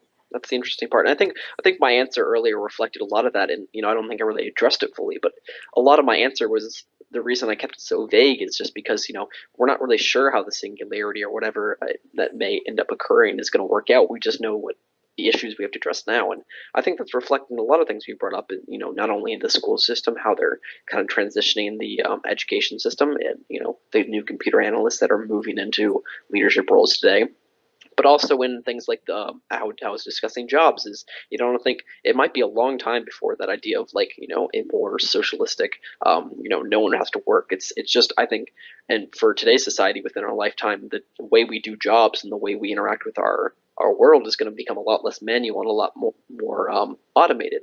And so I think it's more, whatever we may predict, it's just we've got to, focus on what little trends and how we can improve our daily life rather than just focusing on an overall whole. And that applies to a lot of things. I think it can apply to like things like global warming, which no matter what you believe, it's pretty much undeniable that we need to keep our Earth in good condition for the future, and that's going to affect us not just 100 years from now. It's going to affect us 10 years from now. It's definitely relevant to the Paris Climate Accords and a lot of other things. Which is so for me. Whenever it comes to predictors, I like to focus on the very, I suppose the micro rather than the macro of our evolution of humanity. So I'll leave it at that before I ramble on more. Oh yeah, definitely, and that's what I tell a lot of people that like suffer from depression. Also, honestly, because it just we're living in a world right now where yeah we're inundated in information, and it's impossible to tackle it all at once. And if you just try and do the little things to start out with, you focus on trying to get out of bed. You focus, you just notice all the nice things that are happening in your day that happen on the micro scale instead of reading the news and being like, oh, what's going on in the government? Oh, they screwed me on taxes or whatever.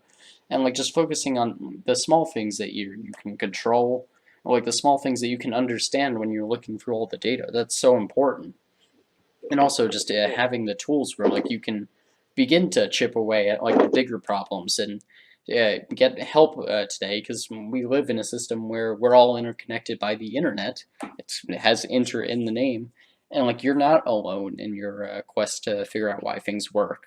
We have great tools today. Math is better than it's ever been, and like it constantly we're having new systems created where we're breaking down all the impossible problems that have never been solved before with incredible proofs that have never been thought of before. And like there's innovation everywhere out there. Businesses are just progressing technology at a rapid rate. Nobody's sitting on their laurels.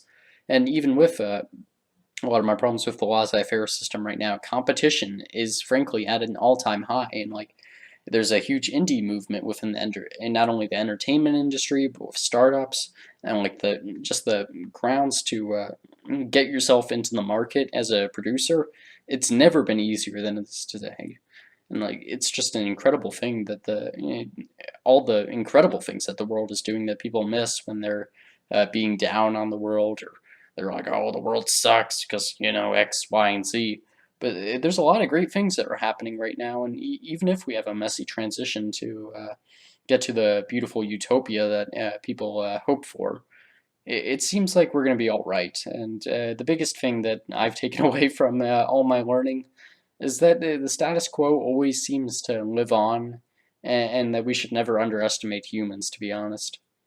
Yeah, that's true. I think we've definitely beat the dead horse on this topic for sure. And everywhere that society may lead, it'll end up better off for it. Yeah, and to be honest, I think that's a good closing thought. I think that pretty well summarizes all of what we've talked about today. So, yeah, thanks for coming on. Awesome. Glad to be here. Now, if you guys enjoyed talking about all of that and listening to it and conversing with us for comments or whatever ratings, then make sure to give us one of those. That'd be really nice. Five-star rating on iTunes would be fantastic. Any other podcasting player, I'd appreciate it, but iTunes is the best. Apple for the win. Screw the Google Pixel or whatever. And, really appreciate you guys listening. Feel free to head over to the YouTube channel, Topical Rationalizing the Monkey Brain. Give us a subscribe, hit that notification bell, go down to the comments, give us a nice comment, give us a like. Don't give us a dislike. Don't do it. Don't even round it off to 100 if you see it. There haven't been 100 people that have listened to this. And yeah, you know what? We're going to talk to you next time, okay? All right, bye-bye. Sounds good.